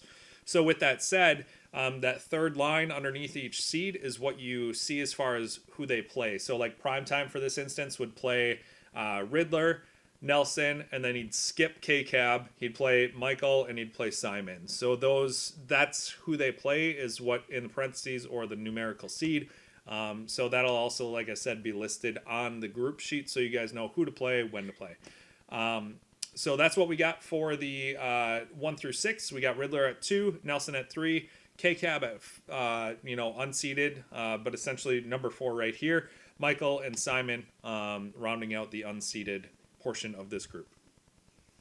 I'll tell you what, man, and I said it before, Simon is unseated. This group is actually sneaky tough. Like, it doesn't have the star power, if you will, depending on how you feel about Troy primetime. But I mean, so it doesn't have like the WAGs, DPS, regular star power, or whatever. But dude, this group itself just has so many people in it that you're like, wow, I mean, Simon's unseated, Nelson's a three, just stuff like that. I mean, and then obviously you already said, Kevin Cabarellos, pardon me, being unseated. It's just one of those groups too where I think anything could happen. I wouldn't be surprised if primetime went 0-4 or vice versa or go 4-0. Like this is another one of those groups where I think anything could honestly happen here. Interested to see Nelson specifically, see if he plays with a chip on his shoulder as a three, and then to see if Riddler can hold up as a two on this. I think not sure if he's surprised by that or not, but it's going to be interesting to see how that all plays out here, and more importantly, what Simon does there from the way down unseated. Yeah, I think people can't underestimate the progress he's made in the last year. He's really come along, and I think you're right. Like, I think Riddler said in the chat he was a little surprised at the two seed, but I know that he finished. I want to say it was runner up at Cleveland the last time Cleveland happened. So, he's got the experience there. So it'll be interesting to see how he performs in this group. All right, looking at Group 7, we got Justin Peters headlining it as the number 1 seed. Number 2 seed here is Flo. Sanchez is a 3, who also, I believe, has an Elite 8 under his belt at Tundra. Posk de Uper and Tony J, who's coming in from Florida. And actually, his name is certified, so I'm not sure if anybody's played him on Discord. I'm not sure if he's on our Discord, but that's the online nickname he told me to write down. So if you guys are familiar with him, he'll be coming up from Florida, which is really cool to see. Been talking with him over the past few weeks, and he's excited to be up here. Great. And so this group. So I don't know Sanchez very much, and Uper, he's kind of hit or miss online at this point. He has some good seasons, some bad seasons. So this is one of those groups where it's basically Peters versus Flo, right? So and you kind of think they'll both probably advance. Whoever wins between the two of them likely will go undefeated, and the other one will probably get in as well with one loss. It's nothing against the rest of the guys here. I just think that's just kind of how I see this group going. This is probably the first group I think we've had so far where you can kind of map out how you think it might go, and feel a little bit confident about it. Nothing against the rest of the guys. It's just, it's super 1-2 top heavy, and then the rest of it, Sanchez notwithstanding, because I don't know much about him. I just know what he did in Thunderdome, and he didn't do very well. So I would say that's probably a here. But, Uper has made some waves in online Tecmo, so maybe he can kind of throw a loss to these guys, but that's pretty much how I see this going.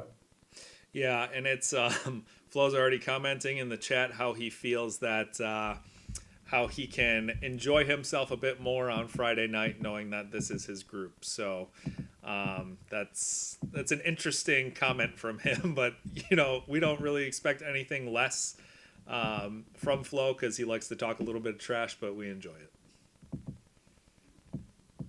All right, just checking the chat here. All right, so Group 8. This is your group here, Hoff. 2 New Yorkers going at it as the 1 and 2 seeds. You got Red 98, yourself as the 2 seeds, Sammy as the 3, and then unseeded, we got Jonathan and Danny. Danny's coming out from California as well.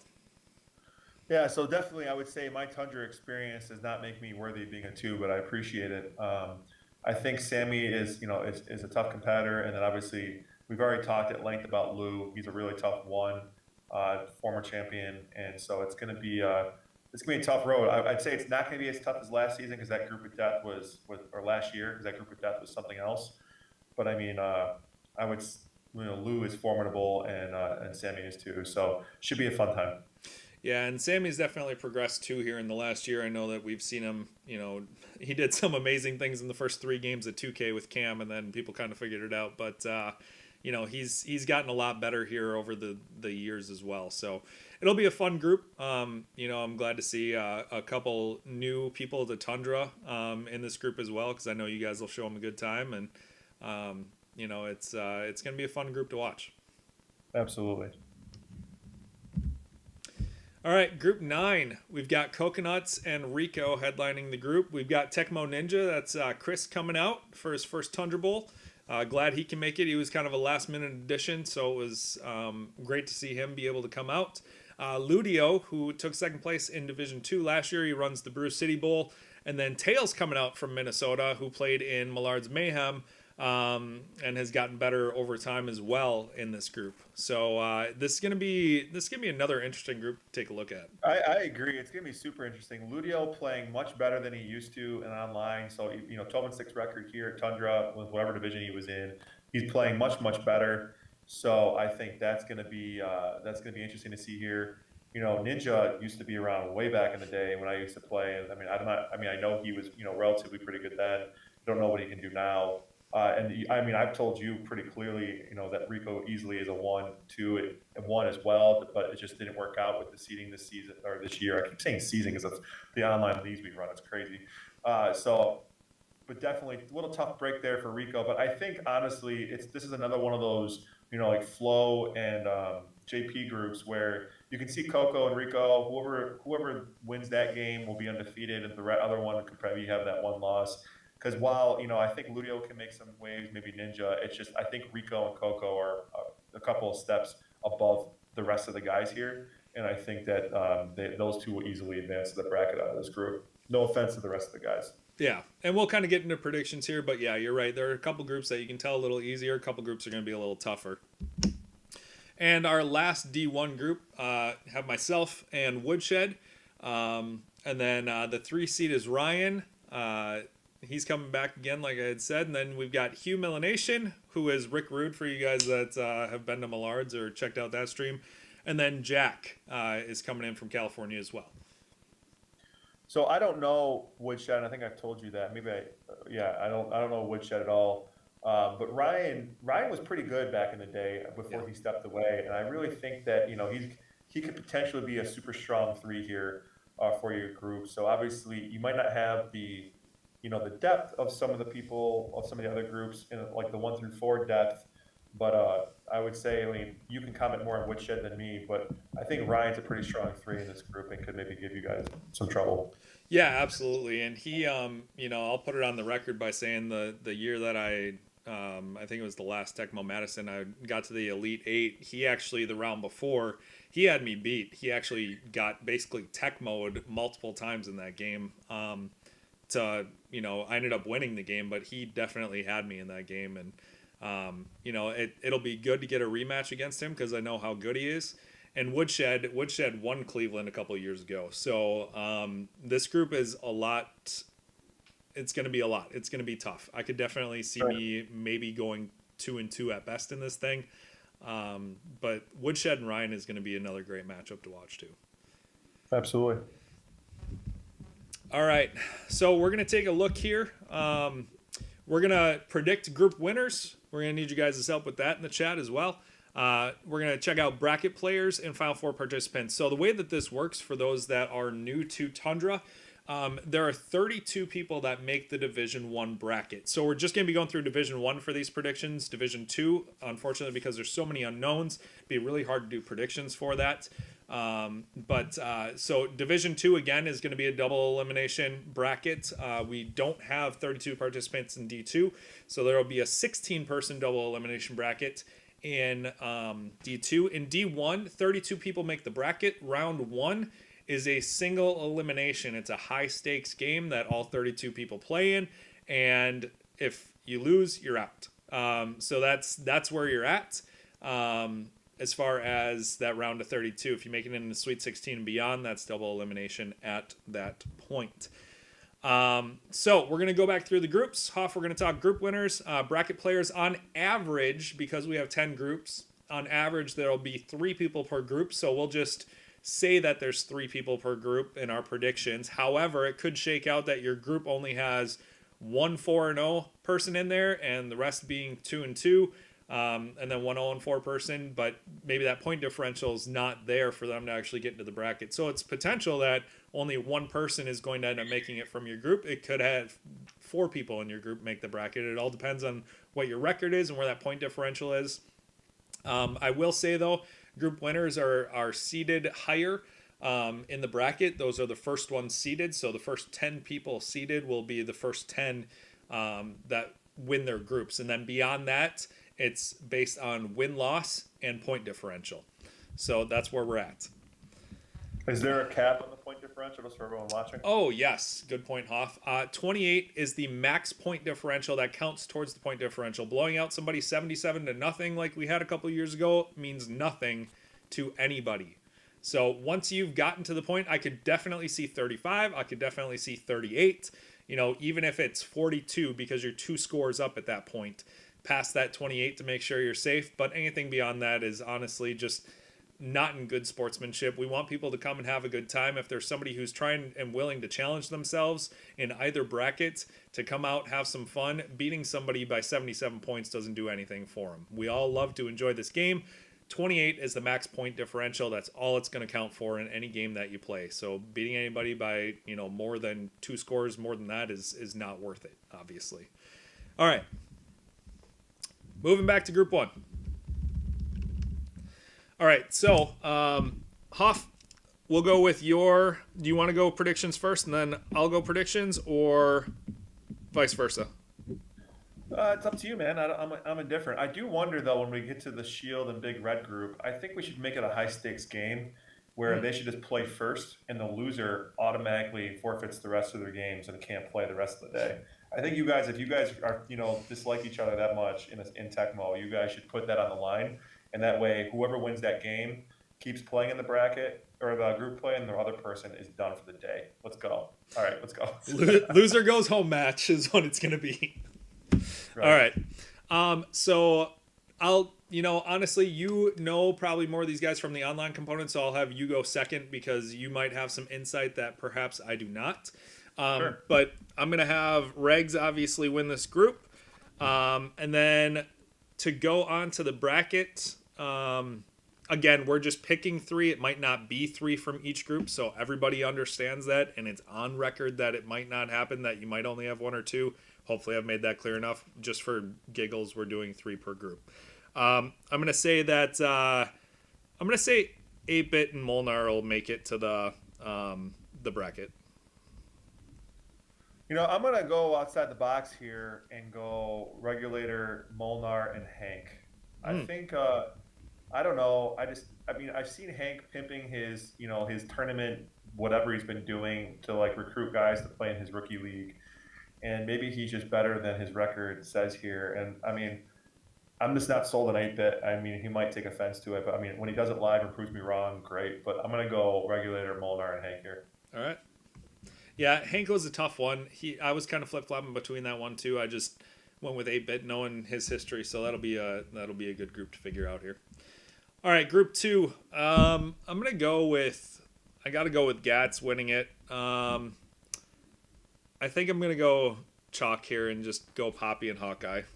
Yeah, I'm going to go chalk as well. I don't see really anything else happening here. The bigger question is Gats going to go undefeated or not? And I'm not sure he will. Yeah, I don't know if he will go undefeated. I think he'll still potentially win the group because I think if anybody does get a game on them, I don't know that they'll go 3-1 in this group. It's potential that he could just win it at 3-1. Well, it's just basically I can't imagine Gats doing what Regulator does, right? Where Regulator literally just starts playing after not playing forever, and just that's it.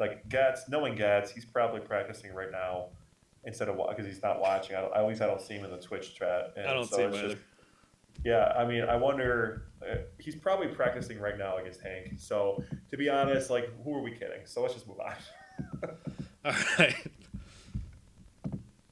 All right, group 3.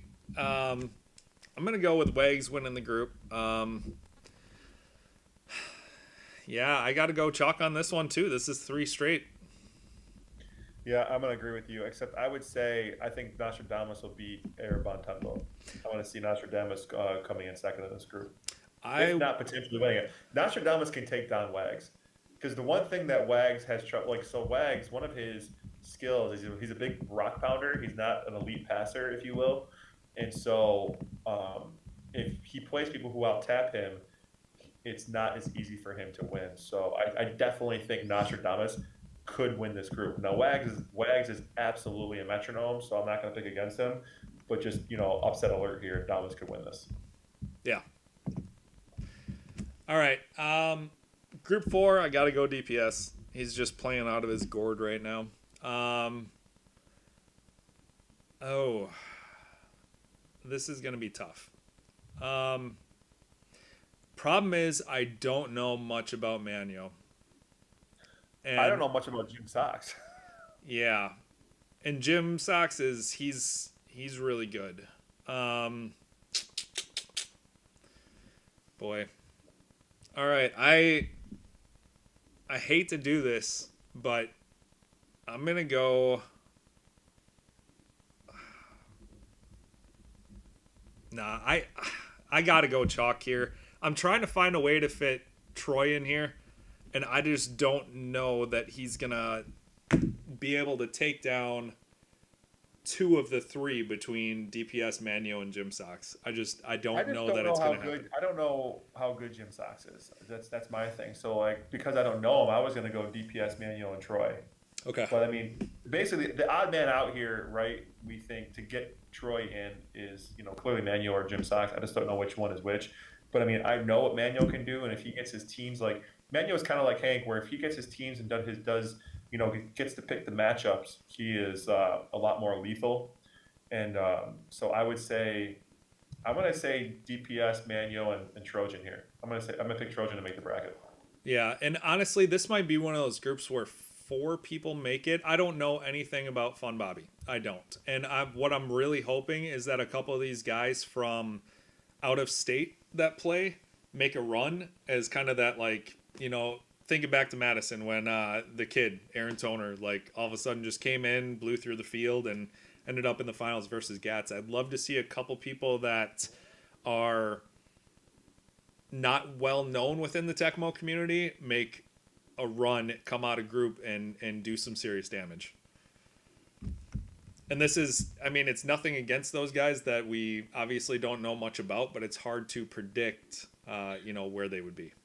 Well, I mean, that's kind of what happened, in Thunderdome the last couple of years. I mean, this year you've got, I mean, obviously Nas was pretty chalk, but you've got DPS coming out of the hardest region, as we already said, and just winning the whole damn thing. And then last year in Thunderdome, you had, I mean, I don't think anyone was picking Colocan versus Shield in the finals, right? So it's just like, granted, in hindsight, they're both really good players, but just with the field that was there, just wasn't expected. So it's going to be. I agree with you. I think it's better for the tournament when people who are not heralded win. I would agree. All right, so far in the first four groups, I've gone chalk, and you've gone with two of the four. Kind of had some upsets. Not major upsets yet, but I think we'll probably get to that point here pretty quick. All right, so group five. Oh man. This is, Oh dude. This is. I mean, I really think Shield gets in, yeah. but to be honest with you, I just am giving Sega a lot of credit, and I think between him, Yeti, and Big Red, it's a toss up. I really do. Like, I would not feel comfortable picking. I really think anything can happen in those games. I really do. This is this is going to be one of the tougher groups. This group and the next group are two incredibly difficult groups to try and pick. Um, I'm going to go with Shield winning this group. And the Shield's my boy, but I'm not overly confident at a 4-0 run in this group. Um, No, I mean anything can happen with Shield in this group. It just depends how much is he going to blow his wad on Big Red and then have nothing left for the rest. Honestly, I think Yeti and I think all four of those guys could you know anyone could win. Like, do I think Shield's the best of them all? Absolutely, I do. But do I think that it's like so locked down like a regulator or a Gats level? No, I don't. So it's going to be real interesting here to see, and it's tough because we can, as I've said, we can sit here and make fun of Big Red all day, but he's had nice runs in Tundra Bowl for the last 2 or 3 years, and the proof is in the pudding there. No matter how I feel like he does online, so it's just, and Yeti too. Like, I think it's tough for me because I don't want to pick against Sega, but it's just like I don't. It's tough to pick against Big Red and Yeti as well. So I'm really at a loss here. yeah, I'm going to go with Shield winning it, but I'm going Big Red and Sega to get out of group here. if we're going Yeah, with I'm gonna three. go. I definitely, if I was gonna leave anyone out, it was gonna be Big Red, just because I think Yeti is could potentially even be the two here instead of the three. So I'm gonna go. I'm gonna go chalk here, and not go Sega, but I'm doing it begrudgingly. Okay. All right. So I went first off chalk on this one, and you went chalk on this one. So here we go. Group six.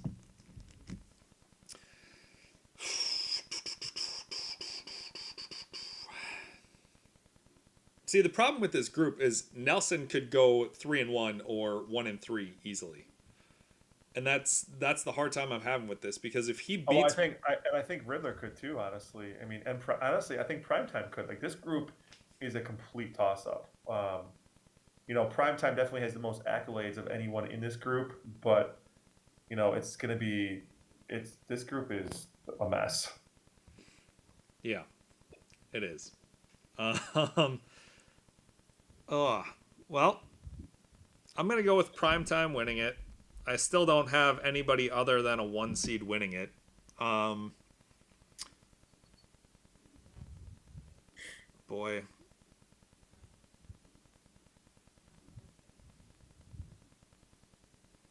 I think I'm gonna go Riddler and K Cab because I feel like if and Levi is another guy that I'm pretty tight with in the Tecmo community, but I just think let's put it this way: he's either going to win this group or he's going to miss out on the bracket. And I'm like 60-40 missing out on the bracket compared to winning the group. And I know that seems like a weird split, but he's either going to be really on or he's going to be off and just losing by like one score in each game. And I don't know what it is, but that's I'm leaning towards him missing the bracket other than winning the group. Yeah, and I'm gonna go chalk here. And I think I just don't. I'm interested to see what Simon does here, but I don't have the confidence in Kevin Caballero just because I don't think he's playing enough Tecmo. So I'll go chalk here, but this could be one of those groups where you have four guys come out of it. Honestly. Yeah, this is another one of those. All right, group 7. Peters, Flo, Sanchez, Uper, and Tony. Um,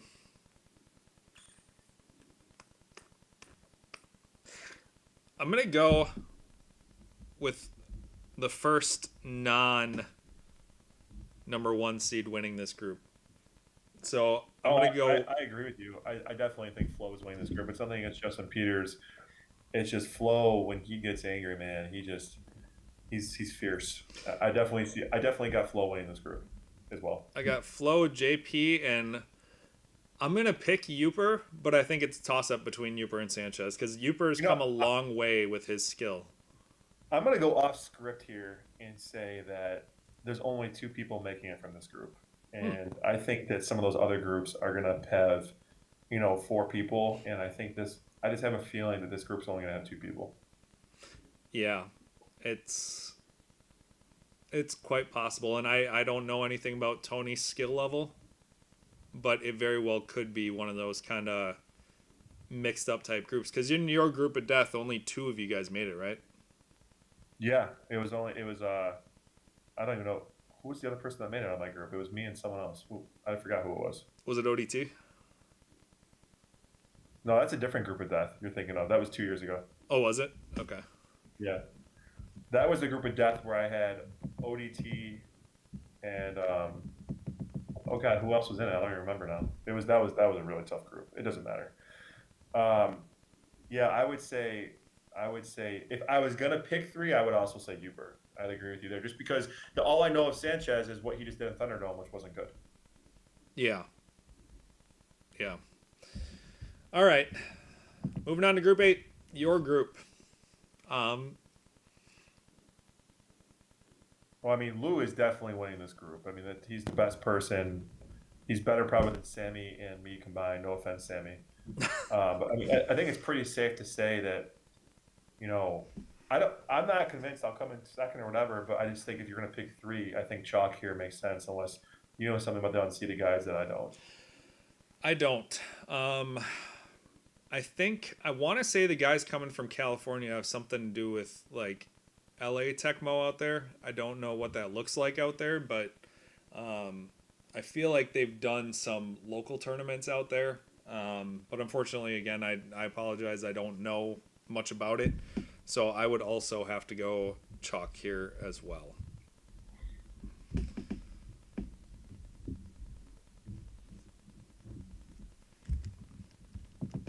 All right, group nine: Coconuts, Rico, Ninja, Ludio, and Tails. So I've got Rico winning this group, Okay. 100%. I just think Rico is going to win this group. I do think Coco will make the bracket, and I'm going to go Ludio over Ninja. Hmm. I will also go Ludio over Ninja. Only number one because I don't know much about him, and number two, I think that Ludio's improved a lot over the last year as well. However, I'm going to go with Coconuts still winning the group. Um, I think because if I remember correctly in the schedule, I think they play one of their later games against each other. So I think it's gonna give Coco enough time to warm up. Um, and because Rico likes to give me a hard time, I'm just gonna keep him as the two. I'm not petty. Rico giving the proverbial finger, the everlasting finger. Oh, I'm sure. I'm sure. All right. Moving on to my group. Um, I'm gonna say Woodshed wins it. Um, I'm not feeling really confident here. I think I get out of group, but it it has the potential of me going 2-2 and having a poor point differential. So, um, I mean, I'll go Woodshed as the winner, and then me and Ryan getting out of group. But again, I wouldn't be surprised if I don't make it out of this one. I'm gonna probably go chalk here. I think you are being a little bit modest, and I don't. I mean, I know what people are saying about Woodshed, but I need to see it first and have someone prove it to me, and so I'm gonna go chalk on this one. All right. So if we're moving on to the final four participants, um, do you first and foremost, Hoff? Do you see anybody outside of a one seed making the final four? I'm sorry, I'm reading Rico's comment.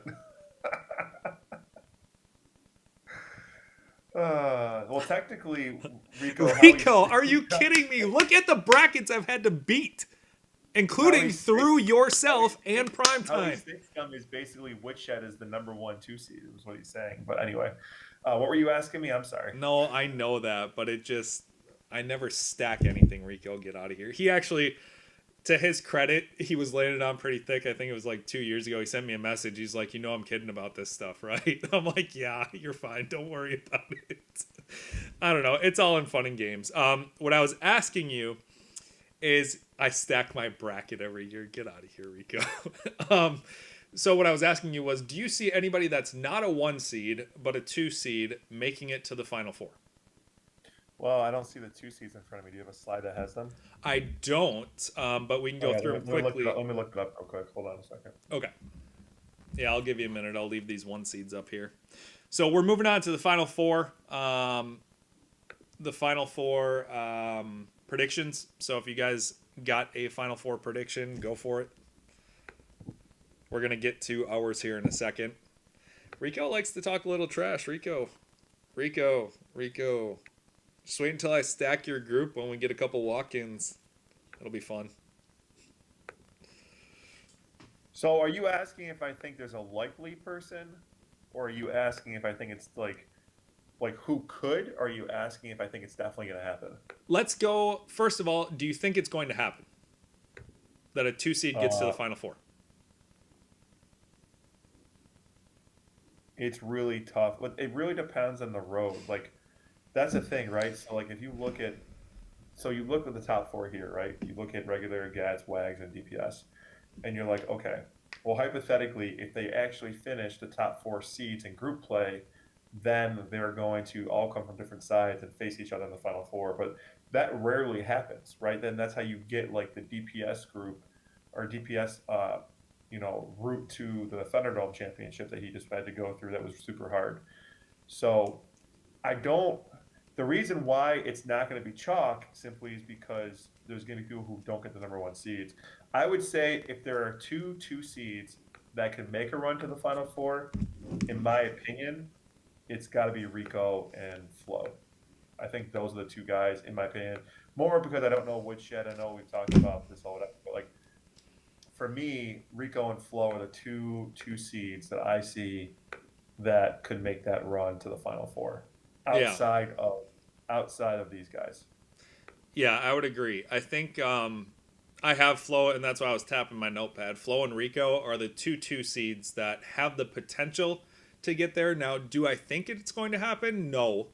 But if it's, they are the two most likely two seeds to make that run. And it's not surprising because you have Rico as the group winner, um, and we both have Flo as the group winner. So Exactly. So so I do think you're right. It has to do with the path, and you know, it's sometimes you get that.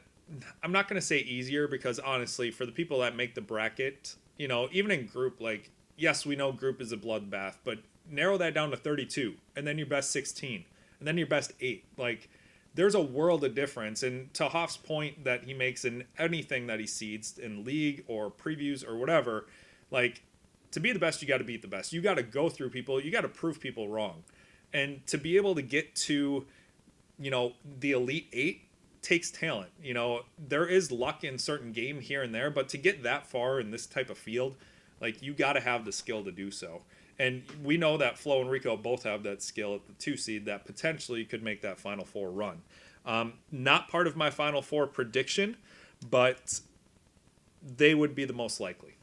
Um, yeah, I would agree with that. And I think that actually, I would say your most likely guys not to make the final four of these number one seeds, like of the top five, if you will, oh, okay. are probably, well, it depends. Like if Regulator gets hammered, he's not going to make the final four.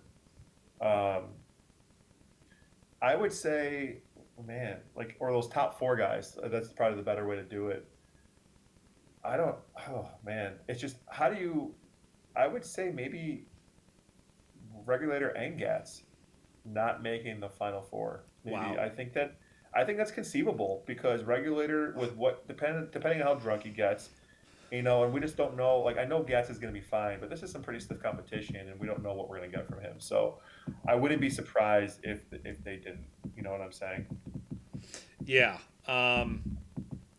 It's just back. I'm just reading one of the comments here. Rico did win the first Tecmo Milwaukee. So, um, yeah, it's.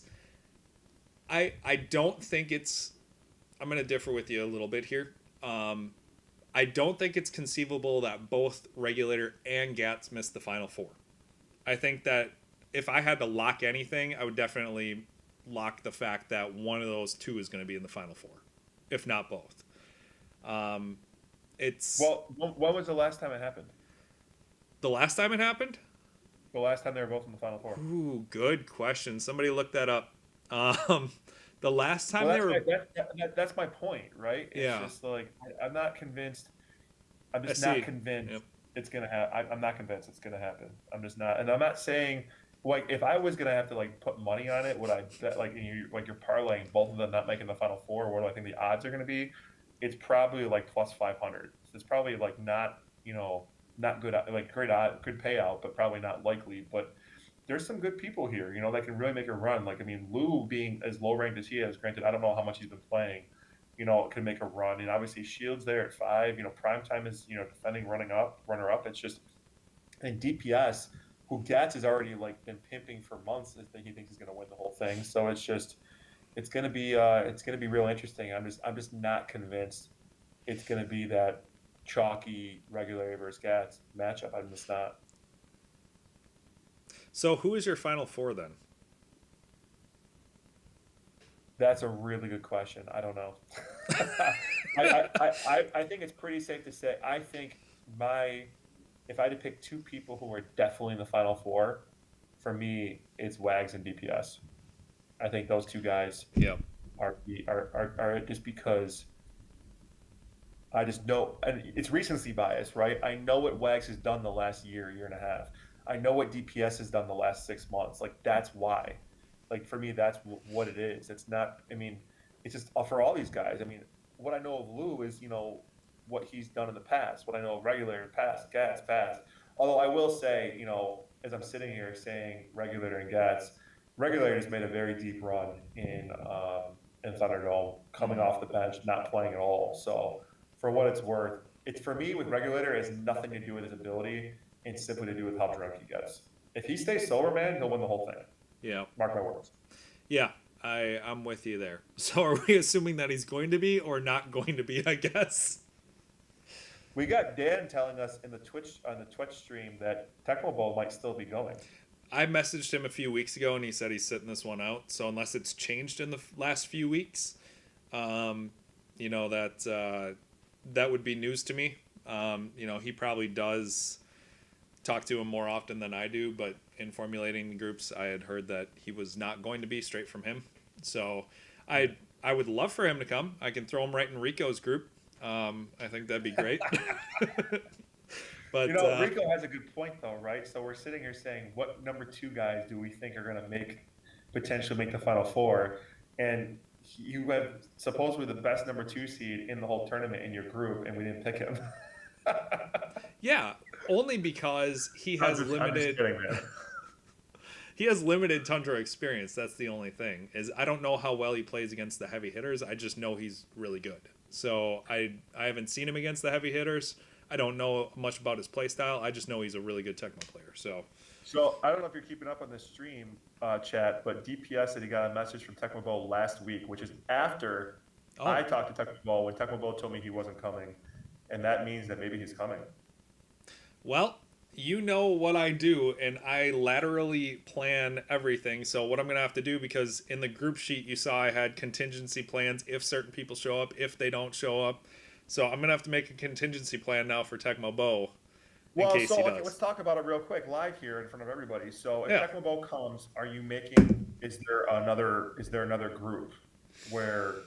Is that how it works? Where there's like an 11th group, and then you move that group of five out of there, maybe make some groups, or group of six out of there, make some groups four, or how would you handle it? Because Tecmo Bowl clearly is a number one, right? He has to Yeah. be. Yep, he is. And now here's the thing, because he's probably the most prominent person to not be in here that has come, or at least one of the most prominent that haven't come. There are a couple others, but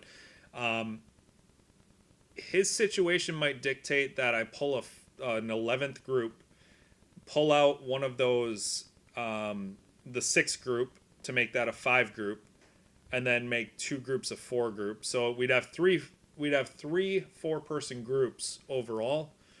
Which that would make some sense too, because what you could do is just my 2 cents is you could take the groups that are super top heavy, like the Flow JP group, make that a group of 4. And just because you just know it's so top heavy with 2 guys, and just assume that they're going to win win the group anyway, and then those are the people you pull from and stuff like that. But I mean, looking at this list, I would say Tecmo Bowl it would probably slide in above DPS behind Wags, if not above Wags, somewhere in that range, somewhere in that DPS Wags range, in my opinion. Yeah, I would agree. He's definitely a top 5 guy. So I'm laughing, laughing at Rico's comment. He's got me rolling. I don't know. It's just funny. He's like, what did he say? Tecmo Bow shows up. Nate plays no one and just moves on. Oh my gosh. That's funny. Whatever. I'm gonna come with like my records of who I've beaten just to slap it down on the table next to him and walk away. But no, if Bo comes, my guess is we'd probably make a 3 4-person groups, because I would hate to make 2 6-person groups at this point, unless it was somebody who was not of his caliber, because I think it'd be a little easier, because with that spare system we can actually manage 2 6-person groups in a layered, it's just the way that works out as far as like calculation goes without missing a beat. So 2 6-person groups isn't bad, but somebody of his caliber, I don't know that I would want to do that, because I feel like there'd be a lot of shifting at that point. Plus, I think I'm trying to convince Youngtel, in the Twitch chat to come up to D1 as well, so that could help as well. Yeah, I saw he was sitting there in the chat. I'm hoping he considers that, because that would obviously, if Bo comes and Youngtel comes, I think that would help even things up a little bit, as far as that. So, all right. So final four, we both have Wags and DPS. I'm gonna tell you right now, if Tecmo Bo shows up, he'd be one of those four for me. Oh, He for the just, Final Four, yeah, yep. I agree with you on that. I think that I think he's definitely motivated to do it. So I would agree. Um, hey, maybe the peer pressure is gonna get Young Tell to go up. Nostradamus is on our boat too. Of there's no way he's a D2 guy. All right, so Wags and DPS on both of our final fours. I am going to.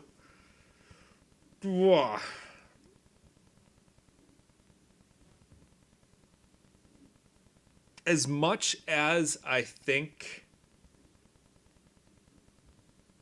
DPS, nah, he's got to stay. I think I got to put Shield in. As much crap as I gave that group, as far as being a really tough group, if he can get out of that group unscathed, that means he's 100% on his game, and it's going to be tough to knock him. So if you're looking at those top five guys, right? Yep. And you say that four of them are going to make it. Isn't the toss up between regulator and DPS? Whoever gets more drunk isn't going to make it. Isn't that the gist? It's So basically like whichever one that stays more sober is the one that's going to make it to the final four. yeah, yeah, I would say that's fair. And the fact that Tundra Bowl is such a good time, like for Madison and what it was, that was like the thing that people most of the time like stayed locked in at, because that was such a huge field, and to get through 200 some guys, it's more of an accomplishment from a numbers perspective to do that. Now from a density perspective, as far as just the sheer volume of talent, I feel like this is more impressive. However, with 70, 80 guys, like you're seeing guys that you never see and you want to come and have a good time. And Tundra Bowl has always been kind of that, good time feel where it's just a bunch of brothers kicking back and playing some Tecmo. Not to say that it's not competitive, but people come to have a good time. So I think you're right. I think it is, what kind of mindset is DPS and regulator going to be in? So is that a hyphenated like position for us of whichever one ends up there? The peer pressure work. Youngtel's officially moving to D1. Shut up, is he? Yep. Young Till. All right. All right. I got some work to do after this. Although I will be going to bed after this one because I got work tomorrow. Taking the lead, but I agree. We have to like hyphen it. So we're going to call one of the final four participants regulator / DPS hyphen DPS. It's whatever one. They're like the merry drunkards, where whichever one doesn't like whichever one drinks less is the one that's driving. So it's going to be Reg PS. Yeah, there you RPS. go. RPS No, is the. in all honesty, though, like these tournaments rarely go chalk in the final four, and it's just basically like you said. Usually, one of the number one seeds will get in, right? Like four of them will get in. So, but I don't know. I mean, I think that you take these guys, and aside from like Gats regular, like we said already, I definitely think that, no offense to anyone else here that's a one, but going from you up to primetime, or even Shield, including Flo and Rico, I think any one of those guys could be in there too. I think Rico and Flo have as much of a chance to make the final four as anyone going all the way up to Shield. So even though I didn't pick Peters to win the group, I feel like he definitely could make a run to the final four. If we're gonna pull somebody outside of the top 7 or outside of the top 5, he would be my pick over anybody else on that list. And nothing against anybody else on that list, but I've got my flaws. Rico and Flo do. I don't know how much Lou's been playing. Coconuts is coming back from a hiatus, and Primetime had an awesome run last year, but the year before he was out in the round of 32. So yeah. Peters has been really, really consistent. So I guess if I was going to pick 4 people, it would be Wags. And nothing against Gats. Like, if Gats has been practicing the way he practices, Gats is making this Final Four, like no doubt about it. But if he's coming back off a year off, I don't know what kind of shape he's going to be in, because the year before I think he got bounced in the Elite Eight if I remember correctly. So I'm assuming Gats has not been practicing as much as what he typically does, and we've hyphenated the RPS pick. So my top four in no particular order for Final Four would be Wags, the RPS pick, Shield, and Peters. And I know that's not going chalk there, but I think that's. I just think they might get a favorable run depending on where they land. I think Monar, somebody needs to start running a betting pool on this. Just too bad you can't finalize the bracket, because then someone can like run a challenge and like do a whole bracket competition. But regardless, it's gonna be interesting. I think that we beat this one up, and I'm uh, I'm just dude. This was fun. Thanks for having me on this, and I appreciate all the guys commenting, especially Rico talking a lot of smack. Yeah, he to his credit, he messaged me already, so it's I appreciate it. I know it's all in fun. Dude, So don't you worry. Rico has said a lot worse things to me in HSTL than any of this. So. that's outstanding. Well, Hoff, thank you so much for doing this with me. You have such great insight. You're just like an encyclopedia of knowledge when it comes to Tecmo. So between you and Brewdog and Bailey, like you guys have been so crucial to how we form these groups. So I really appreciate your time in that, and being on the show, and obviously for all your contributions to Tundra too. So thank you again for being here tonight. I appreciate it, man. Thanks for having me. And guys, excited to see you all. I probably haven't done the best job just because of the announcing gig, in years past. But if I've talked to you in Discord and all that stuff, please identify yourself and come meet me, because it'll be fun. Yeah, we don't know everybody's face, so I'm sorry if I don't recognize all 72 of you, but I will do my best to remember all of your names and online names and everything else. But come and talk to guys that you definitely have not, gotten a chance to meet. It's a great time. If you have any questions between now and then, let me know. Again, like I said, Friday doors are going to open at 5. I'll message out if it's earlier than that.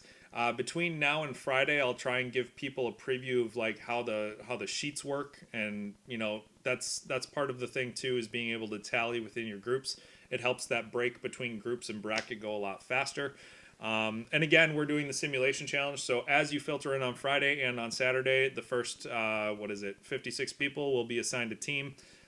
For the simulation season, we run in between the group and the bracket while we're tabulating, give you guys something to watch and cheer for. And thank you for everybody tuning in. I appreciate all the following and the comments and the questions that you guys have.